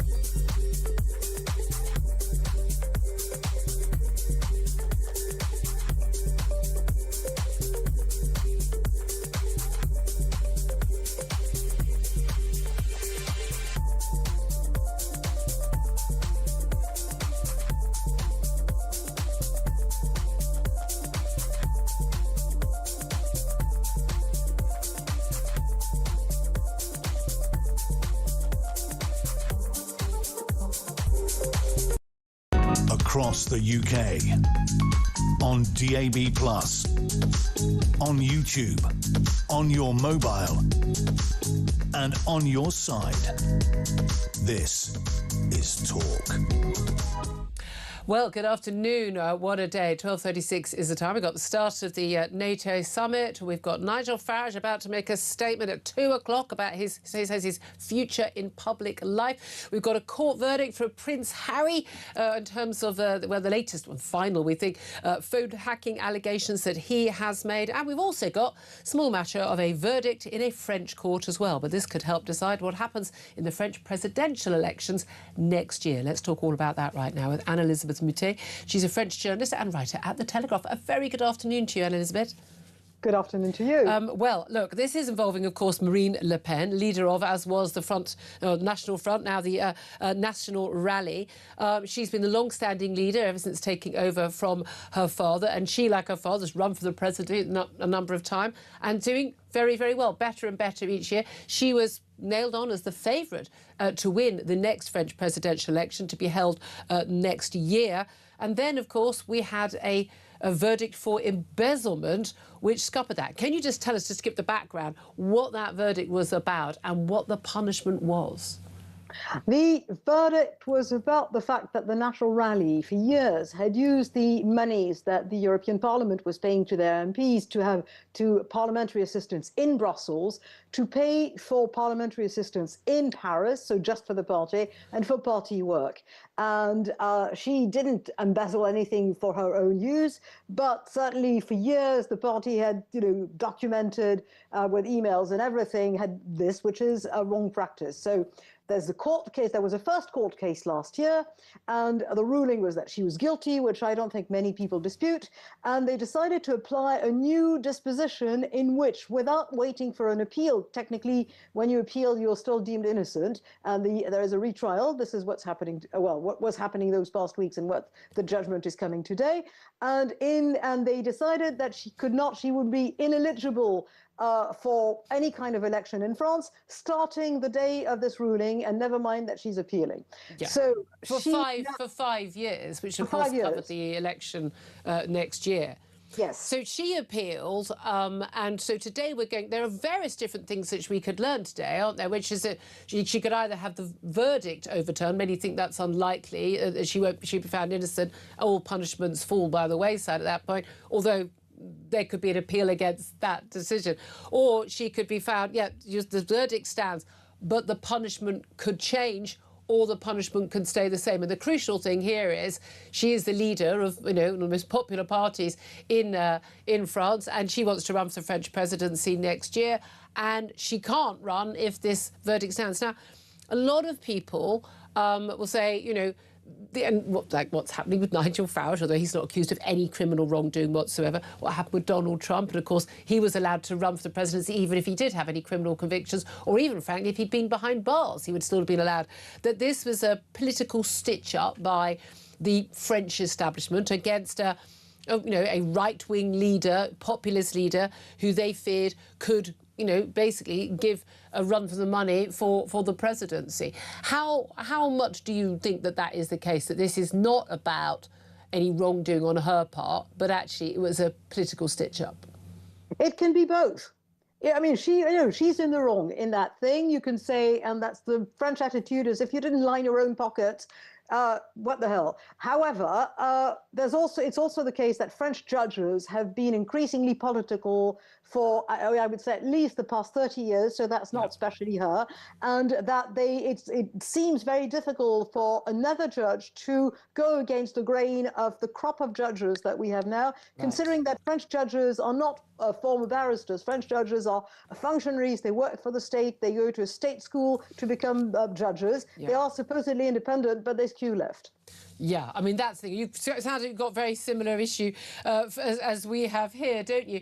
Now, if she can't run, it'll be Jordan Bardella. He's led the National Rally as party chairman, but he's only, 30 years old. He's very young, very different background, although to a certain extent he doesn't have any of the baggage that Marine Le Pen has, because, of course, she being, there's the the daughter of a man, who had close links with, serious, fascist, Nazis. But one of the issues, the guilty verdict on the embezzlement is even the investigation, many have said in France, is part of the stitch-up, because basically, the argument was that all parties were at it. They were claiming their staff were doing, European Parliament work when they were actually doing, party political work. It's been done by everybody, and there's, we know, mass corruption on a grand scale in European Commission. They haven't had their accounts signed off, I don't think, in most of my lifetime, for goodness sake. And yet they only went for Marine Le Pen, because she was a populist right-wing leader who could possibly win the presidency. What would you say to that? I would say that she went at it for almost 20 years, and for the others is a much shorter time. Sometimes because they just didn't have MPs. No, it's an explanation. Yeah. That it's more egregious. I mean, it's far more money, it's far more time. That's what can be said. It can be, again, it can be both. It can be both a sit-up and be true. What's interesting about Jordan Bardella is in the beginning, I mean, he looked like the golden boy, clever, handsome, sort of slick. And therefore he went up in the polls for a bit. However, of late, Marine Le Pen has come back because she's got something that Bardella doesn't have. She has substance. She's a woman to whom voters relate. She has a human side that you cannot fake. And she probably would be a better candidate at this stage next year than Jordan Bardella. All of this is now up in the air, and we should know in about less than 2 hours' time what happens in this. Well, we were hoping, when we booked you on the show, hoping we might already just getting the verdict. But these things are always delayed, are they not? But Emmanuel Macron, he's served 2 terms, and the reality is, he's not a popular figure, with left or right. He sort of came through as supposedly this sort of centrist figure, but I think he only got in the both first rounds no more than about 22% each time.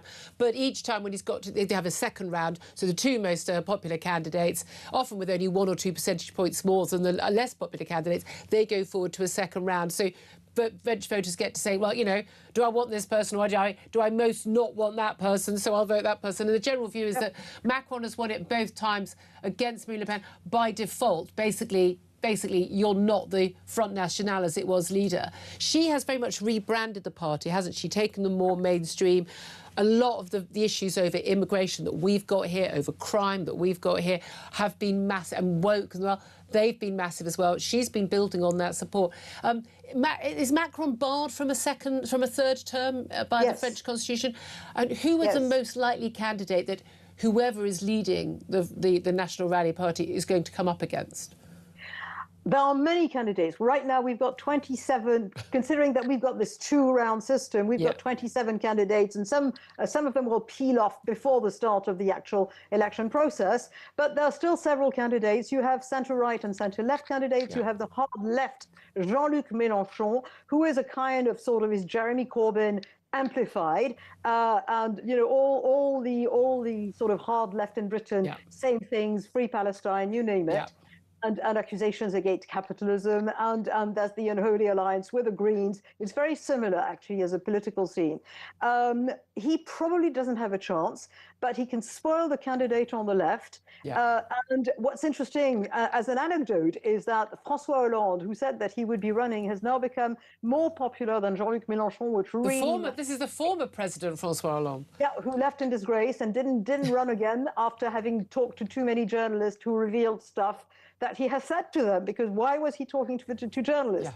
And he was seen as a bit of a nebbish, as they say in New York. But all the same, he could be a believable candidate on the left.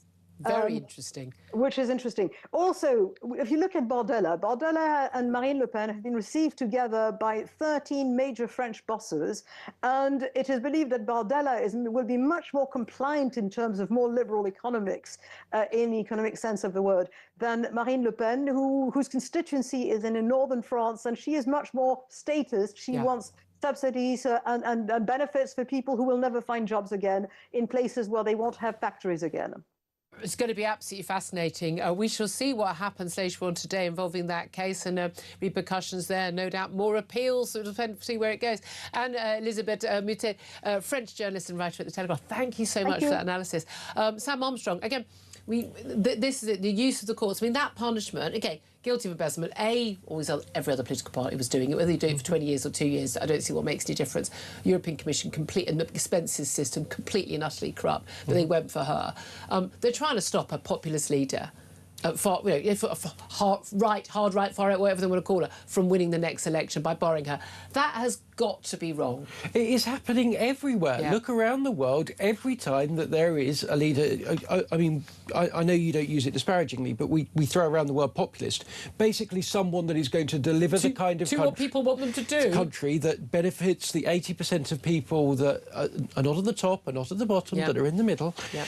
These kind of allegations all of a sudden just appear out of nowhere. It isn't an accident. It's happening deliberately. There are people that do very, very well out of the status quo, and they will stop at nothing to keep it that way. It's going to happen in Australia with Pauline Hanson. It's going to happen here, keep happening here with Nigel Farage. It happened with Donald Trump. It's going to happen in France. Everywhere, it's always the same.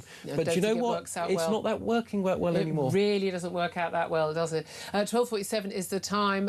Coming up, we are going to be talking about the bid to try and block early release of sex offenders.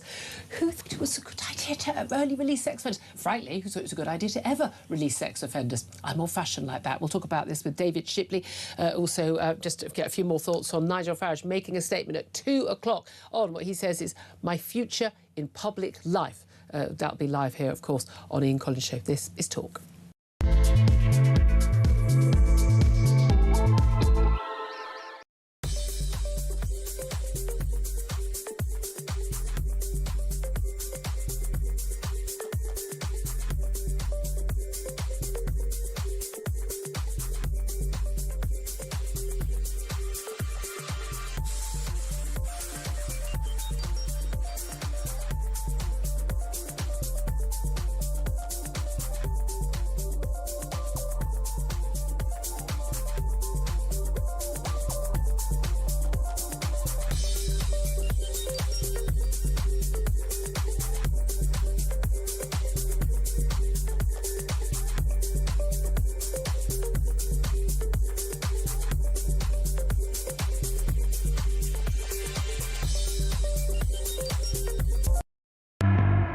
Good morning to you. This is Talk the Home of Common Sense with me, Julia Hartley-Brewer. Just breaking news in the last couple of moments. Extraordinary news. Not just that the police have arrived at the Sandringham estate where Prince Andrew, as was now Andrew Mountbatten Windsor, is currently living since being thrown out of the Windsor estate. The police have arrested Andrew Mountbatten Windsor. It's an extraordinary revelation. And certainly what's been contained in the Epstein files as released in the last few weeks. It's his 66th birthday today. What a birthday present that is. Across the UK, on DAB+, on YouTube, on your mobile, and on your side. This is Talk. This is Talk the Home of Common Sense for me, Julia Hartley-Brewer. Sam Armstrong still with me. We'll get his thoughts on this Nigel Farage statement, making a statement on his future in public life at 2 o'clock. Ian Collins will be in to tell us what's going to happen on his show, assuming, including that statement. First up, though, let's talk about one of the big stories today, and this is Kemi Badenoch urging Labour MPs, including, Mr Andy Burnham, an MP now, to back her bid to stop the government's plan to free sex offenders early. We've got the Labour's Sentencing Act, and this, of course, allows, and we saw it in 24 as well, the Tories had already organised this, plague on all houses here, to basically early release sex offenders, killers, rapists, you name it, after serving just a third of their sentence, if they demonstrate good behaviour behind bars. Yeah, but sadly not good behaviour when they committed the crimes that put them behind bars. Some rapists will have to serve at least half of their sentence, but that's still down from 2/3 under current rules. I thought we all agreed that 2/3 was too little of their sentence. Usually a sentence that is way too short, but half or a third is frankly an insult. Let's talk about this with David Shipley, who's an investigative journalist, a former prisoner himself. Good afternoon to you, David. Good afternoon, yes. We're constantly told, if I hear ministers say, we can't magic up all these extra prison places, we have to release people, otherwise the criminal justice system comes to a halt because we don't have any places to put violent offenders. And yet they're releasing violent offenders to let more violent offenders in. And they're not people who are sentenced to a year behind bars, up to a year, not going behind bars at all. Isn't the solution to just build very, very quickly a hell of a lot more prisons? I would think that would, of course, help. The problem we've got is the Tories spent 14 years essentially not adding any prison places. Labour have done a bit better, but actually two key planks of their prison building programme are sort of flagged by the government's own auditor as being unlikely to be completed or facing serious problems. So, like with many of the problems we have in this country, yes, we should just build things, but for whatever reason, we don't seem capable of it. We apparently can't build prison places or reservoirs or power plants or railway lines. The things we actually need. I mean, I understand people are going to go, I'd really rather not have a very large prison, near my village or not. But, well, we're going to have to override some objections, I'm afraid, because we need prison places. Is it that they are too difficult? I mean, I don't think you can just, Lego build a prison. But a lot of us were talking earlier about, why can't we do, as a caller pointed out, Nightingale Hospital equivalents for the non-violent offenders who are behind bars. I mean, for instance, why not just move a load of men into the women's estate and move the women who are largely non-violent offenders into these, into makeshift, short-term prisons, which are effectively army barracks or camps. We could knock those up in a couple of weeks, couldn't we? Donald Trump managed to do it for a load of his deportees. Yeah, we could and should expand the open estate and the low security bits of the prison system, because actually you're absolutely right. There are lots. Prisoners aren't one thing. There are lots of people in for non-violent offences who would probably get far more out of their sentence in being able to do qualifications and work in real wage-paying jobs and pay taxes if they were in open jails. And what I've been arguing for some time is we should look at the point of sentencing, we should actually categorise prisoners. So if you're someone who's committed a low-risk offence, you're not at risk of absconding or escape, we should get you straight to an open prison.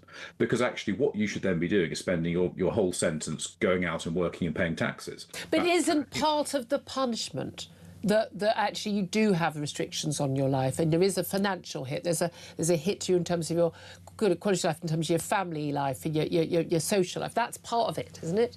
All of those things. So I've been in an open prison and in a closed prison. I was in Wandsworth and I was in Halsey Bay. And Halsey Bay is an open prison, but it's still a prison. You're not allowed a mobile phone. You're not allowed out of the area. You have to promise not to leave. There are rules. You're not allowed alcohol or drugs. You're not allowed to go to the pub. There are restrictions. You are in a prison, but it's a prison which is low security and therefore is able to, in a structured way, get people out studying or working. And I think the thing is, we've got to remember, prison places on average cost 60 grand a year. Yeah. Open prison places are cheaper.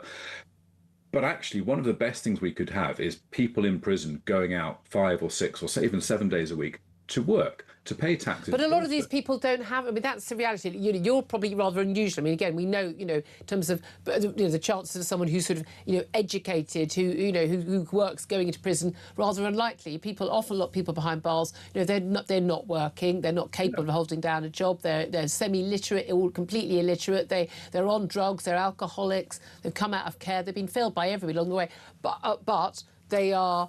They're not going to be able to hold a job down.